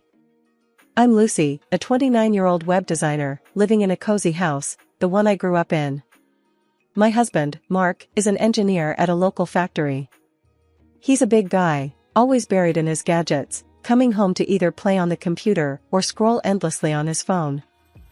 That evening, I was tapping away on my laptop, trying to wrap up a project, when Mark walked in, looking more serious than usual. He slumped down next to me, causing the couch to creak under his weight. "Lucy, we need to talk," he said, running his hands through his hair. I paused, sensing the weight of his words. "It's about my grandma, Eleanor. She's not doing well, and I want to bring her here to live with us." I stared at him, my mind racing. "Here? In our house?" I asked, my voice tinged with disbelief. "Yes, here. She's got senile dementia, Lucy. She needs family around her," he insisted, his brow furrowed. I remembered Eleanor from our wedding, a lively woman, her laughter filling the room. The image didn't fit the frail, ailing grandmother Mark was describing. "Mark, you know our house isn't big. And we both work full-time. How are we supposed to care for her?" I questioned, my tone rising. "We'll figure it out, Lucy. She's my grandma. We can't just leave her," he shot back, his voice firm. The room filled with a tense silence. I looked at him, his eyes pleading. I sighed, feeling the weight of the situation descend upon me. "And what about her house, her stuff?" I probed, trying to understand the full picture. "She can't live alone anymore, Lucy. And about her stuff, well, that's the thing. She's got a will. If we put her in a nursing home, we lose everything. She's wealthy, you know that. It's all because of her late husband," he explained, his voice softening. I shook my head, feeling trapped. "So, it's about the money too?" I accused, the words bitter in my mouth. "It's not like that. It's just, we have to think about everything, Lucy. It's complicated," he defended, his face flushed. I stood up, pacing the room. "We should discuss this together, Mark. It's not just your decision. This is my house too, remember?" He nodded, looking up at me with those big, tired eyes. I know. Let's sit down and figure this out, okay? But just know, she's family, Lucy. We can't turn our backs on her." As I sat back down, the weight of the decision pressed down on me. The idea of caring for an elderly relative was daunting, and the thought of our lives turning upside down was overwhelming. The night stretched on as we discussed, argued, and planned. But one thing was clear, like it or not, Eleanor's arrival was going to change everything. And this was just the beginning. The next morning, after a restless night, I was sipping my coffee when Mark brought in a stack of papers. The top sheet was a legal document, Eleanor's will. He sat down across from me, the morning light casting shadows on his worried face. "Lucy, look at this," he said, tapping the paper. "This is the will. Everything's there, the house, the money, all of it." She was clear. "No nursing homes, or it all goes to charity." I took the document, my eyes scanning the formal language. It was all there in black and white. Eleanor had been explicit. I felt a twinge of respect for her determination, even as it complicated our lives. "And what about her care?" I asked, setting the paper down. "How do we manage that and work at the same time?" Mark ran his fingers through his hair, a sign of his frustration. "We can hire someone, maybe a nurse or a caretaker." "And who's going to pay for that, huh?" I snapped, the reality of the situation sinking in. "We aren't exactly rolling in dough, Mark." He sighed, leaning back in his chair. "We'll use some of the inheritance money. It's what she would have wanted, right? To make sure she's taken care of?" I folded my arms, skeptical. "Seems convenient. Use her own money to make sure we get the rest of it." "It's not like that, Lucy," he retorted, his voice rising. "This is about family, about doing the right thing." I looked away, the bitterness swelling in my throat. Right, the right thing.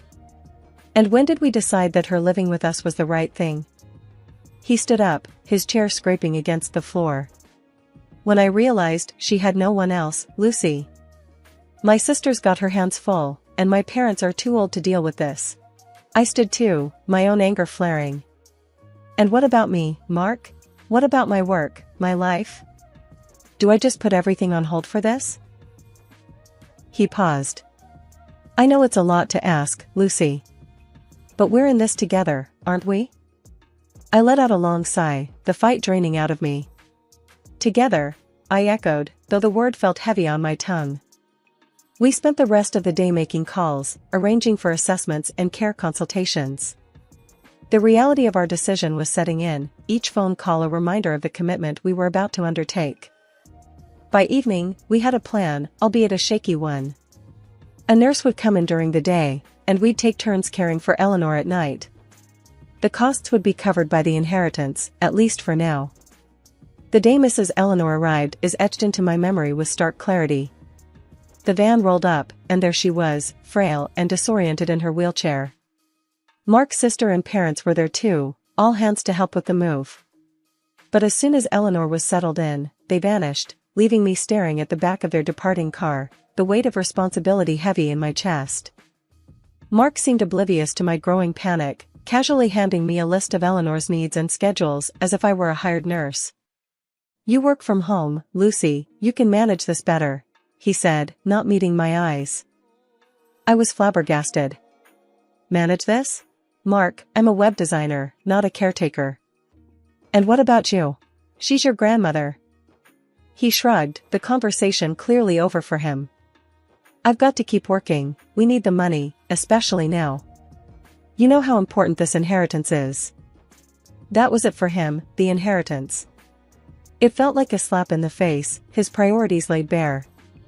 The first few days were a whirlwind of medication schedules, doctor's visits, and constant vigilance. Mrs. Eleanor, lost in the throes of her dementia, was a handful. She'd refuse to eat, try to wander off, or become suddenly aggressive. I was out of my depth, and the hired nurses weren't faring much better. Each nurse we hired left within days, citing the demanding nature of the job.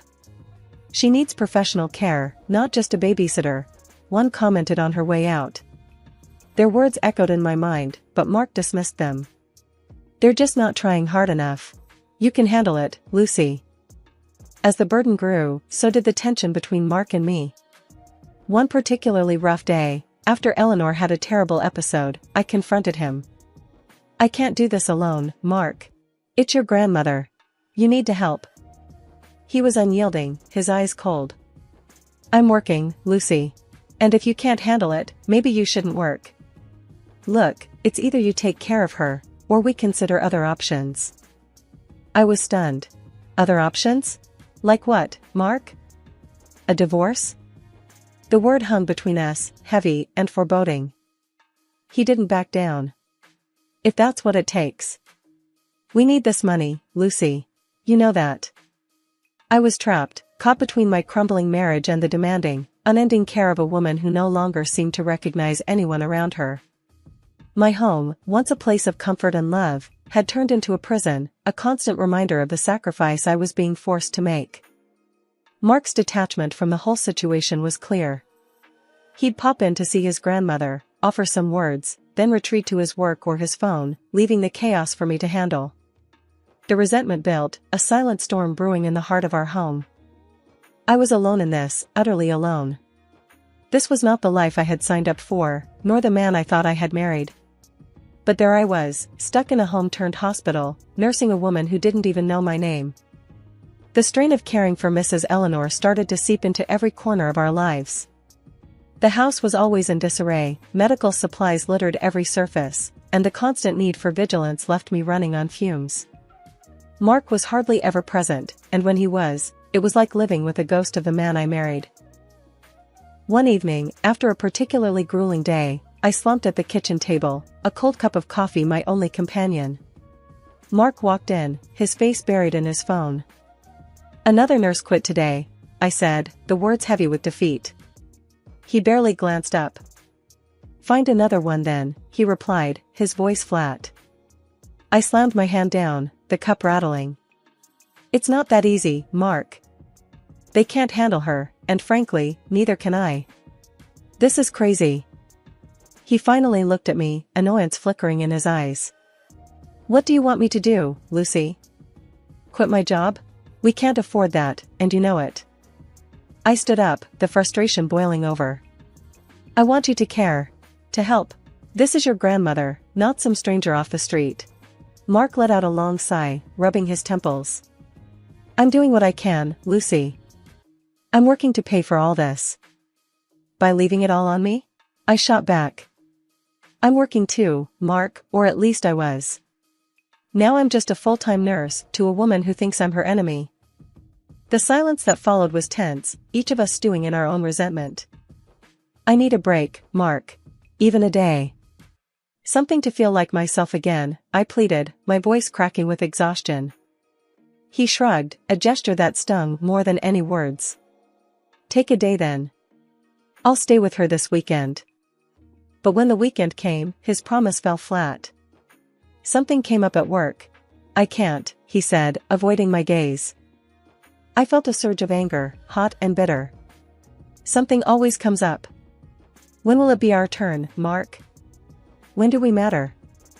He didn't answer, just grabbed his keys and left, the door slamming shut behind him. I was left alone, again, with the daunting task of caring for Eleanor. That night, as I tried to coax Eleanor to sleep, her words were like daggers. You don't care about me. No one does, she mumbled, lost in her own world. The words echoed in my head, a cruel reflection of my own thoughts. I cared, too much, and it was breaking me. Days turned into weeks, and the situation didn't improve. I was a shell of my former self, running on autopilot. My work suffered, my friendships faded, and my relationship with Mark was hanging by a thread. One evening, I broke down, tears streaming down my face as I sat on the bathroom floor. I can't do this anymore, I whispered to no one in particular. The reflection in the mirror was a stranger, a woman consumed by her sacrifice.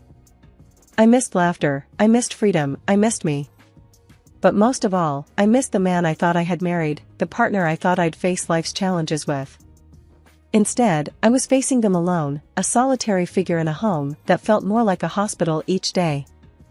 One night, the house was unusually quiet. The only sound was the ticking of the clock and my own shallow breathing. I had been dozing off in the living room, too tired to move to the bed, when a faint sound startled me awake. It was singing, a soft, melodic tune that seemed out of place in the still night. Rubbing my eyes, I stood up, following the sound to the kitchen. There, under the dim light, was Mrs. Eleanor, fully awake, sipping tea, and flipping through a magazine, humming to herself. My mouth fell open in shock. Mrs. Eleanor? I stammered, my voice barely a whisper. She looked up, her eyes sharp and clear, not a hint of confusion. Oh, Lucy, dear, did I wake you? I fancied a bit of tea. I was dumbfounded. But how are you? She set the magazine down, a sly smile playing on her lips. Oh, I suppose the cat's out of the bag now. Sit down, dear, let's chat. As I sat across from her, she began to explain. I'm not as far gone as everyone thinks. A bit forgetful, yes, but not lost. I've been pretending, you see, to test the waters, to see who truly cares. I was astounded, my mind racing with questions. But why? Why put us through all this? She sighed, her smile fading. When you're old and wealthy, dear, you become a target. Relatives come out of the woodwork, all sweet smiles and helping hands, but all they really want is a piece of the pie. I had to know who I could trust. I couldn't believe what I was hearing. All this time, the chaos, the stress, it was all a test? But what about us? What about me? I asked, a mix of anger and relief flooding through me. Mrs. Eleanor reached out, her hand gently covering mine. You, my dear, have been nothing but kind and patient. A saint, truly. I'm sorry for the ruse, but it was necessary. I pulled my hand away, my emotions a whirlwind. So, what now? Does Mark know about this? She shook her head. No, not yet. And I'd prefer it stays that way for a little while longer. I'm not quite done observing. I stood up, my mind made up. This ends now, Mrs. Eleanor. The pretending, the games, all of it. It's not fair to anyone. She looked up at me, a twinkle in her eye. Fair enough, dear. But let's keep it between us for now, shall we? I promise, no more games. As I went back to bed, her words echoed in my mind. The revelation was both a relief and a new burden. I was free from the constant care, but now I was a keeper of a significant secret, one that could change everything. Life had settled into an uneasy routine. I was back to working full-time, while Mrs. Eleanor, very much aware and capable, whipped up the most amazing dishes for us. We'd laugh and chat, our relationship blossoming into something genuine and warm amidst the chaos. But that warmth was about to be tested. The doorbell rang one afternoon, shattering our peaceful bubble. Mark's sister Linda barged in with her parents in tow, their eyes roaming the house like vultures. Mrs. Eleanor sat quietly, a frail figure in her chair, a master at playing her part. "All right, let's get down to brass tacks," Linda announced, her voice slicing through the niceties. "We're here to discuss the assets. It's time to split things up properly." I frowned, watching them circle like sharks. "Split what up?" "Eleanor's right here, and she's not going anywhere." Mark, who had been silent, chimed in. "Lucy, stay out of this. This is family stuff." "Family? And what am I then?" I snapped, my patience thinning. His mother scoffed. "You're just the wife, dear. Here by convenience." I stood up, my anger flaring. "I've cared for Eleanor more than any of you ever did. And you dare talk about splitting her assets right in front of her?" Linda leaned in, her words venomous. "Listen here, honey, you're way out of your league. This is about the inheritance, big money, something you couldn't possibly understand." Mrs. Eleanor sat silently, her eyes flicking between us, a slight nod to me the only sign of our shared secret. Mark's father spoke up. "We're just taking what's rightfully ours. Eleanor would have wanted her family to be well off." "That's bull, and you know it," I retorted. "All you care about is the money. Not once did you ask if she's happy or healthy." The room erupted into shouting, each trying to shout over the other. It was then Mark turned to me, his face hard and cold. "Lucy, you're nothing but an outsider in this. And you know what? I'm done. Done with you, done with all of this. I've got someone else now, someone who understands me." The words hit like a truck. I stared at him, the man I thought I knew, now a stranger. "So, that's it, huh? After all this, you're just walking away?" He didn't even flinch. "Yeah, that's right. I'm out. And once this is all settled, I'll be sitting pretty with my share." The greed was palpable, the air thick with it. Mrs. Eleanor finally stood up, her voice strong and clear, cutting through the noise. "Enough," she thundered. "I've sat here, listening to you all squabble over me like I'm a prize pig at the fair. But I'm not. I'm a person, and I'm disgusted by what I've heard." The room went silent, everyone went into a state of shock. And Linda almost fainted. Mrs. Eleanor's gaze was steely. "I pretended to be moral than I am, to see how you'd all react. And oh, what a revelation it's been."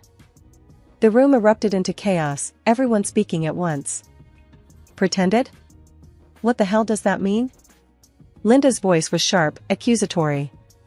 "You're all so eager for your share, so blinded by greed that you can't see what's right in front of you," Grandma said. She turned to me, her gaze softening. "Lucy, you've been a light in this dark time. And for that, I'm grateful." As the family left, their tails between their legs, Mark shot me a look of pure venom. "This isn't over," he hissed. But it was over, at least for me. Mrs. Eleanor had orchestrated the family dinner with precision, inviting every relative. The house buzzed with a tense energy as they gathered, whispers and sideways glances filling the room. I stood beside Mrs. Eleanor, feeling more like an ally than ever. As we all sat down to dinner, the clinking of cutlery and forced pleasantries couldn't mask the undercurrent of greed that had brought them all here. Mrs. Eleanor let them chatter for a while, biding her time. Then, as the main course was served, she cleared her throat, commanding the room's attention. "I've invited you all here for a reason," she began, her voice strong and unyielding. "I've seen it all. The way you've circled like vultures, waiting for your piece. Well, I'm not dead yet, and I won't be your meal ticket. Mark's sister, Linda, tried to laugh it off. Oh, come on, grandmother. What are you saying? Mrs. Eleanor's gaze was like steel. I'm saying I know about the greed, the plotting. And I'm disgusted. Mark's face turned a deep shade of red, his eyes darting between me and his grandmother. This is your doing, isn't it, Lucy? You've been filling her head with nonsense. I stood my ground, my voice calm but firm. No, Mark. I've been caring for your grandmother while you and your family counted the dollars in her bank account. The accusations flew, tempers flaring. Mark's father banged his fist on the table. You can't just change everything. We're your family. Mrs. Eleanor didn't flinch. A family that sees me as a paycheck? No, I don't think so. I'm changing my will, and none of you are included. Not after what I've witnessed. Mark stood up, his chair scraping against the floor. You're going to regret this, both of you. You'll see. But Mrs. Eleanor was resolute. No, Mark. I think it's you who will regret. Regret how you treated me, how you let your greed blind you. As the relatives stormed out, muttering curses and threats, I felt a mix of fear and triumph. The truth was out, the masks had fallen off. Mrs. Eleanor and I were in this together, come what may. The door slammed shut on the last of them, and the house fell into a heavy silence. The house was quiet, a stark contrast to the recent upheaval. Mrs. Eleanor and I sat in the living room, a pot of tea between us, discussing the future. The chaos of the past week seemed like a distant memory, and for the first time in a long while, there was a sense of calm. So, what now? I asked, breaking the silence. Mrs. Eleanor smiled, her eyes twinkling. Now, my dear, we start fresh. A new will, a new way of living. And for you, a new life without the dead weight of greed. I chuckled, the sound light and free. I can't believe it's over. That you're really going to rewrite your will. She nodded, her expression serious. Yes, and this time it'll be on my terms. No more manipulation, no more greed. The doorbell rang, shattering the moment. I stood to answer it, my heart in my throat. It was a delivery man, a large envelope in his hands. Lucy Collins? He asked, and I nodded, taking the envelope. It was the divorce papers, Mark's final act of cowardice. I signed them, a feeling of liberation washing over me as I handed them back to the man. When I returned, Mrs. Eleanor was watching me, a knowing look on her face. All done? She asked. All done, I confirmed, a smile spreading across my face. It's official. I'm free. We spent the day planning, talking about renovations to the house, trips we could take, and the joy of living without fear or obligation. As the sun set, casting a warm glow over the room, Mrs. Eleanor turned to me. Lucy, I want you to know, I'm leaving the house to you. And a good portion of my assets. You've earned it, more than anyone.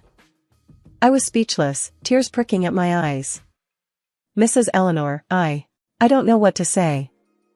Say you'll live your life to the fullest, she replied, her voice firm. No looking back, no regrets. I nodded, a sense of determination filling me. I promise.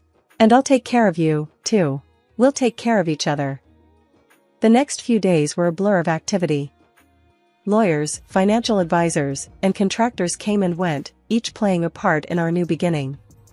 And through it all, Mrs. Eleanor and I stood firm, a team against the world. Here's to new beginnings, I said, raising my cup of tea. To new beginnings, Mrs. Eleanor echoed, her eyes bright with hope. The future was unknown, but it was mine to shape, and I was ready for whatever came next. With a sense of purpose and a heart full of gratitude, I stepped into the new day, ready to embrace whatever lay ahead.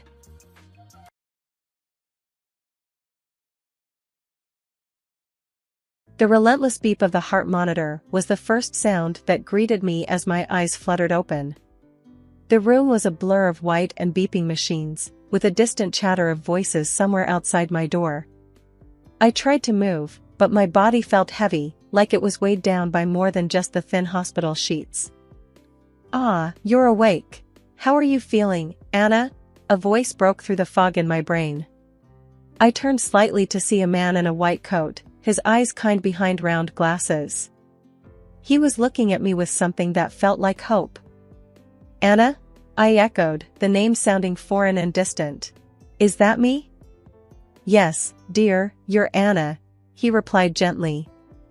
You've been in an accident, but you're safe here. You're 28 years old, and you're going to recover. It's just going to take some time for your memories to come back. Memories. The word echoed around the empty hall of my mind, finding no purchase. I was drawing a blank. Who was I? Did I have a family, friends, a life I loved? Panic started to set in, but the doctor's calm presence was a small comfort.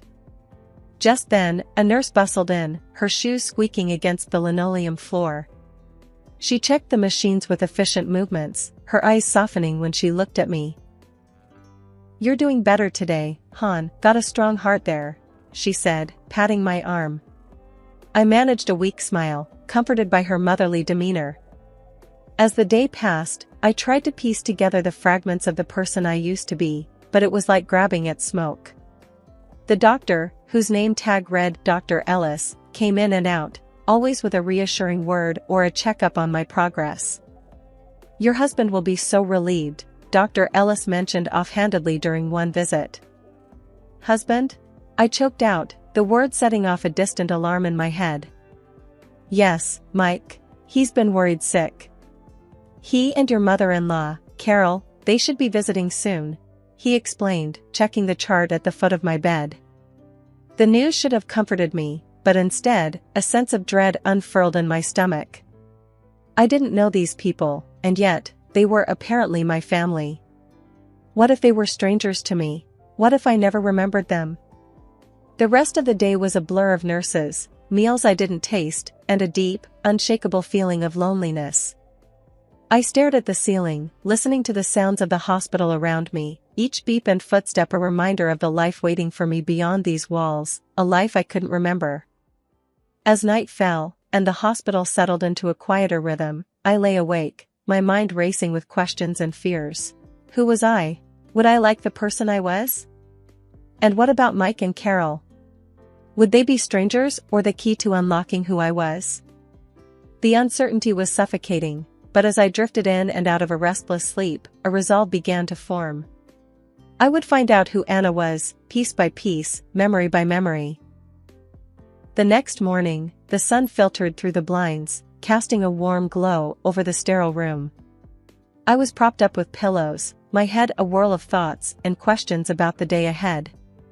That's when the door creaked open, and two people walked in, their eyes locked on me with a mix of concern and something else I couldn't quite place. The man was tall, with a nervous smile. Next to him was an older woman, her hair a soft shade of gray, and her eyes warm but cautious. They both paused at the foot of my bed, as if unsure how to start. Anna, darling, it's me, Mike, your husband, the man said, his voice shaking slightly. The woman next to him reached out and squeezed his hand, offering a silent support. And I'm Carol, your mother-in-law. We've been so worried about you, the older woman added, her voice gentle. I stared at them, trying to find a shred of recognition, but there was nothing. They were as familiar to me as the strangers I passed on the street. Panic fluttered in my chest, but I masked it with a nod. Hi. I managed to croak out, my voice sounding foreign to my own ears. I don't remember you, but the doctors say that's normal. Mike came closer, his eyes brimming with something that looked like tears. It's okay, Anna, we're here for you. Whatever you need, we'll help you remember. Carol nodded, adding, we brought some photos and things from home, thought they might help jog your memory. They handed me a small stack of photographs, the edges worn and the colors faded. I flipped through them, seeing images of a woman who looked like me, smiling next to Mike and Carol in various settings. But no matter how hard I stared, the memories wouldn't come. As I set the photos down, Mike reached out, his hand hovering over mine. It's a lot, I know. But we're family. We'll get through this together. I nodded, feeling overwhelmed but trying to hold on to the sliver of hope they offered. Carol pulled up a chair and started talking about the past, her words painting a picture of happy family gatherings, holidays, and shared laughter.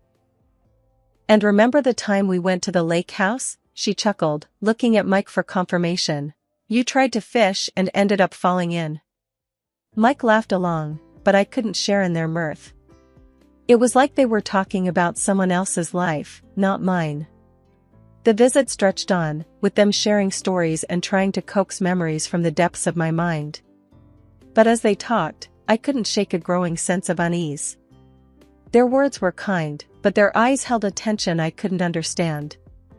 Finally, after what felt like hours, they stood to leave.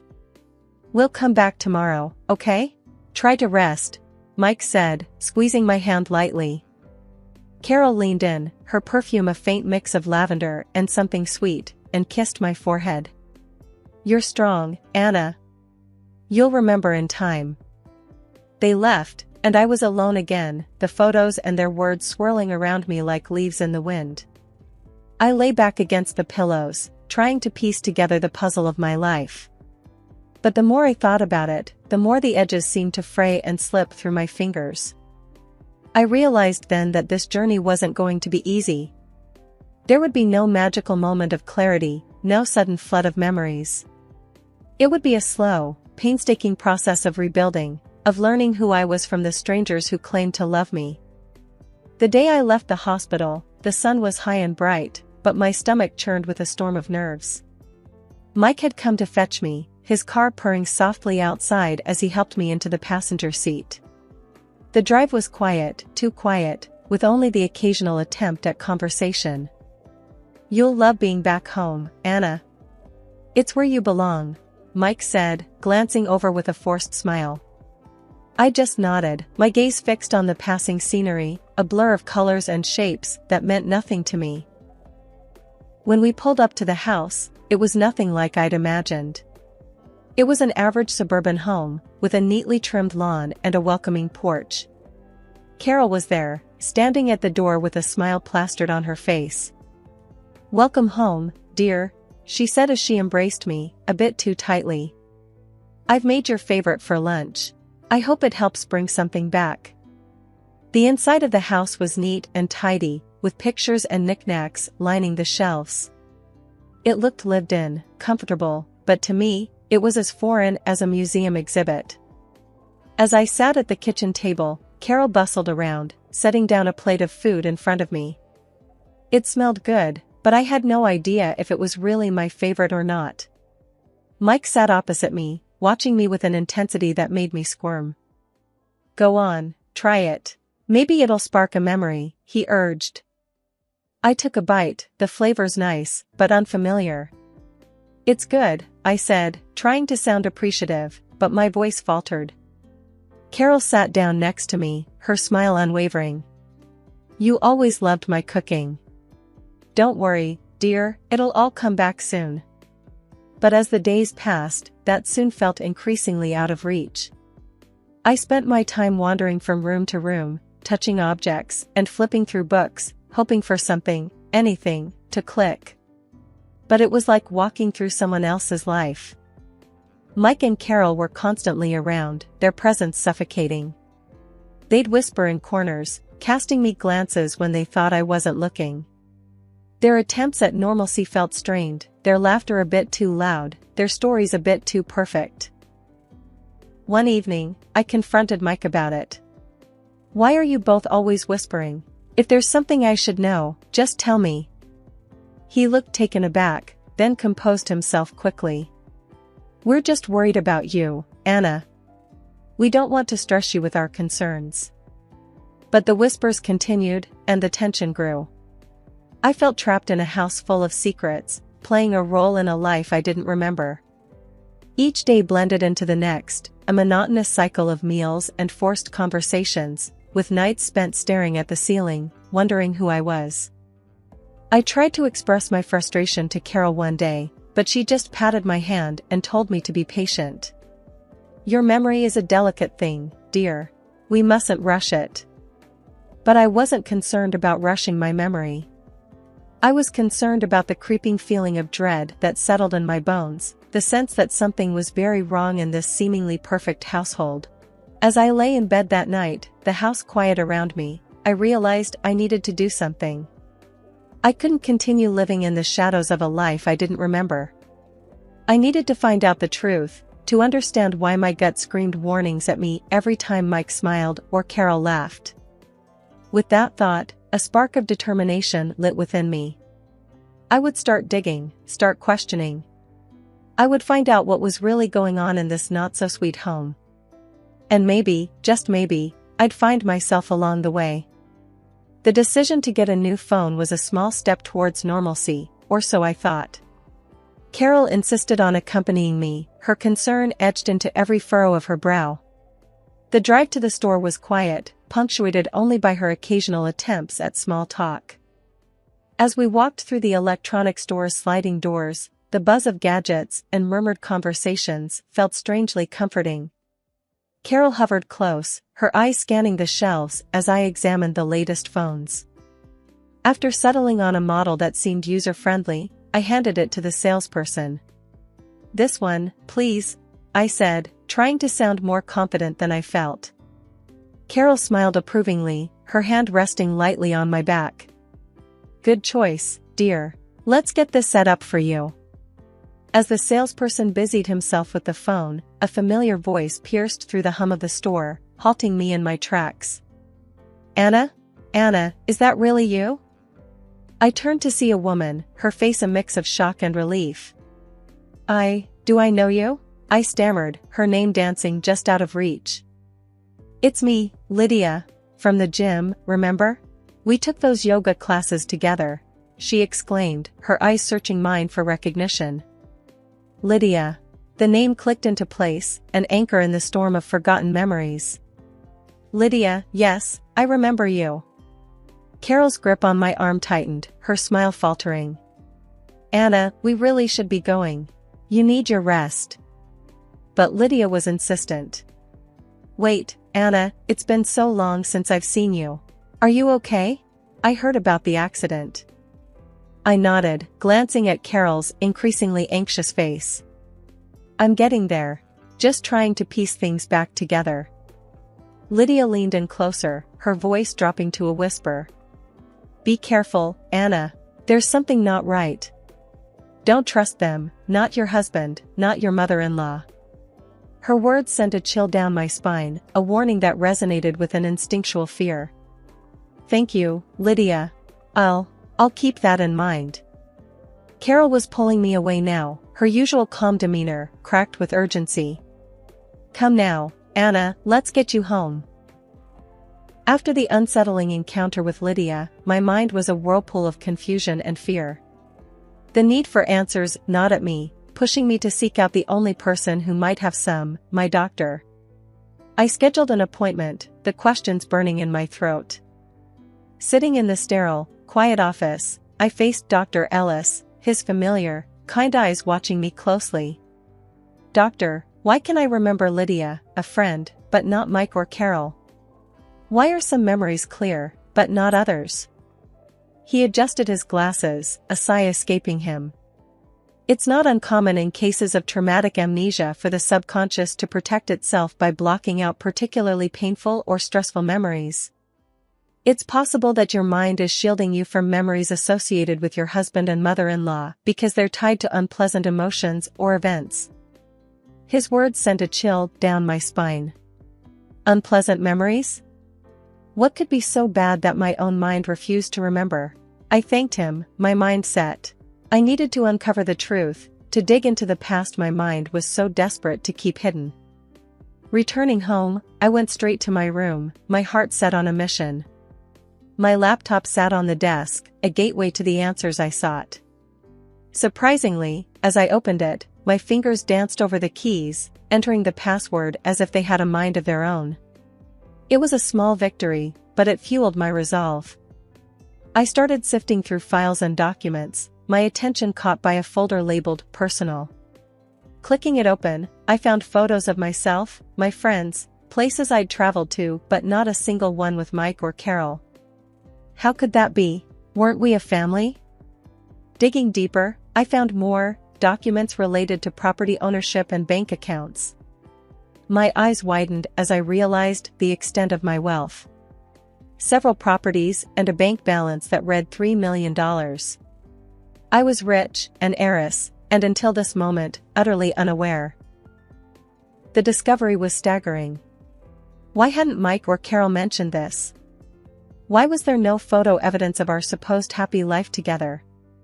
Doubts and suspicions swirled in my mind, forming a dark cloud of betrayal and deceit. Sitting back, I felt overwhelmed, the weight of my findings pressing down on me. I needed time to process this information, to plan my next steps. But one thing was clear, I couldn't confront them yet, not when I was still piecing together the reality of my life. The night stretched on as I lay in bed, the documents and photos spread out around me, a silent testimony to a life of luxury and lies. My inheritance, my history, all hidden from me, but no longer.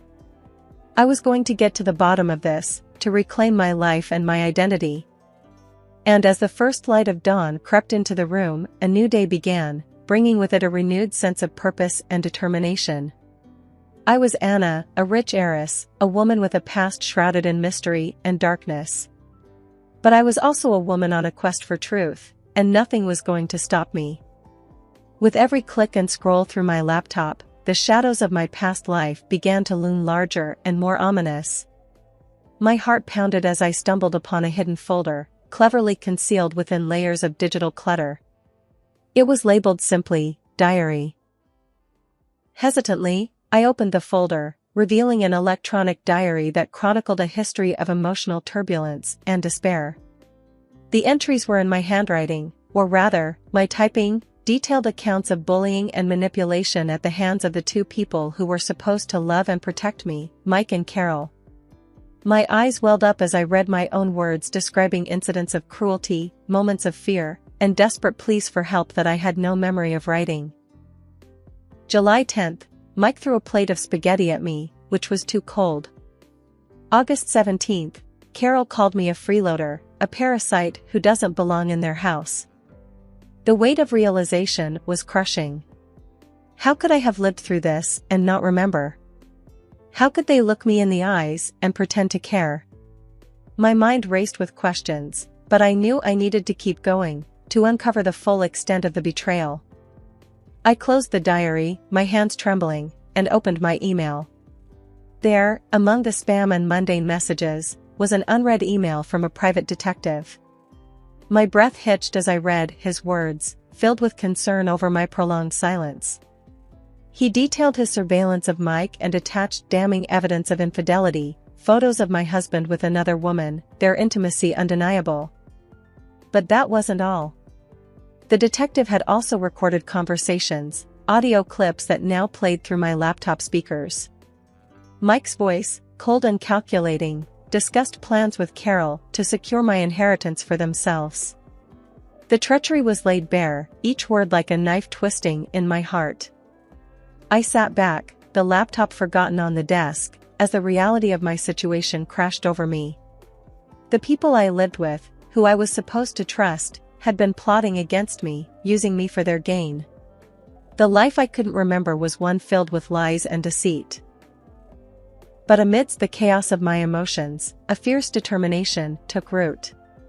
I wouldn't be their victim any longer. Armed with the truth and evidence of their betrayal, I knew what I had to do. It was time to confront them, to take back control of my life and my future. My mind made up, I gathered the evidence, the diary entries, the photos, the recordings, and headed toward the living room, where Mike and Carol were chatting casually, unaware of the storm about to break. "We need to talk," I said, my voice a calm I didn't feel. Mike looked up, a flicker of worry crossing his face. "What's wrong, Anna?" I slammed the evidence onto the table, the sound echoing like a shot. "This is what's wrong. I know everything, the affairs, the plans, all of it." The color drained from their faces. Mike sputtered, "Anna, please, let's just talk about this." "No more talking," I snapped, cutting through his weak protest. "I've listened enough. It's time you both heard me. Carol's hand shook as she reached out, her usual composed demeanor shattered. "Anna, darling, we can explain." I recoiled from her touch. "Explain? Explain why you pretended to care? Why you plotted behind my back?" "No, there's nothing you can say to make this right." The room was thick with tension, a tangible force that seemed to press down on us all. Mike tried again, his voice desperate. "We were desperate, Anna. The debts, the pressure, we thought we had no other choice." "But you did have a choice," I countered, my voice rising with every word. "You chose to lie, to cheat, to hurt me. And now you're going to face the consequences." I watched as they struggled to find words, their mouths opening and closing with no sound. The realization of their situation was finally dawning on them, the understanding that they had lost everything they had tried so desperately to steal. "I'm leaving," I announced, the finality of the statement hanging in the air. "I'm taking back my life, my inheritance. And you will not get a cent of it." Mike's face crumpled, the reality of his situation finally hitting home. "Anna, please, I'm sorry. We never meant for it to go this far." Carol was crying now, her sobs a bitter soundtrack to their downfall. "Please, Anna, we're family." But their words were too little, too late. I turned away, leaving them in the kitchen, their world crumbling around them. I spent the next few days with lawyers, ensuring that my assets were secure and that Mike and Carol would never be able to hurt me again. The process was draining, but with each signature, I felt a piece of myself returning, the strength and determination that had been buried for so long. Finally, it was done. I stood outside the lawyer's office, the sun warm on my face, a free woman. I had confronted my past, faced my tormentors, and emerged victorious. The road ahead was mine to shape, a path of my own making. The divorce was as messy as one might expect, with Mike grasping at straws, trying to claim a piece of my inheritance. His desperation was evident, a stark contrast to the confident man I once thought I knew. I sat there, my lawyer by my side, as the judge went through the evidence, the photos, the recorded conversations, the diary entries. The weight of the truth was undeniable, and Mike's face fell as each piece was laid out before the court. In the end, the judge's decision was clear. Not only was the divorce granted, but Mike was also denied any claim to my assets. The court went further, ordering him to pay compensation for the emotional trauma, the betrayal, and the violence I had endured. Carol, with her part in the deceit, faced her own set of legal troubles, her facade of kindness and concern long shattered. As I walked out of the courtroom, the final gavel echoing in my ears, I felt a weight lift off my shoulders. Mike and Carol were left to drown in their debts, their house taken by the bank, their lives a reflection of the ruin they had tried to impose on me. Now, I was truly free, not just from them but from the fear and doubt that had clouded my life. The inheritance from my grandmother, a sum total of several properties and $3 million, was solely mine. It was more than just wealth, it was a symbol of a new life, of possibilities and dreams waiting to be realized. My memory, too, began to return in fragments, each piece a bittersweet reminder of the past and a beacon for the future. I remembered laughter and love, pain and betrayal, but most importantly, I remembered who I was before it all. And with each memory, I grew stronger, more determined to build a life that was truly my own.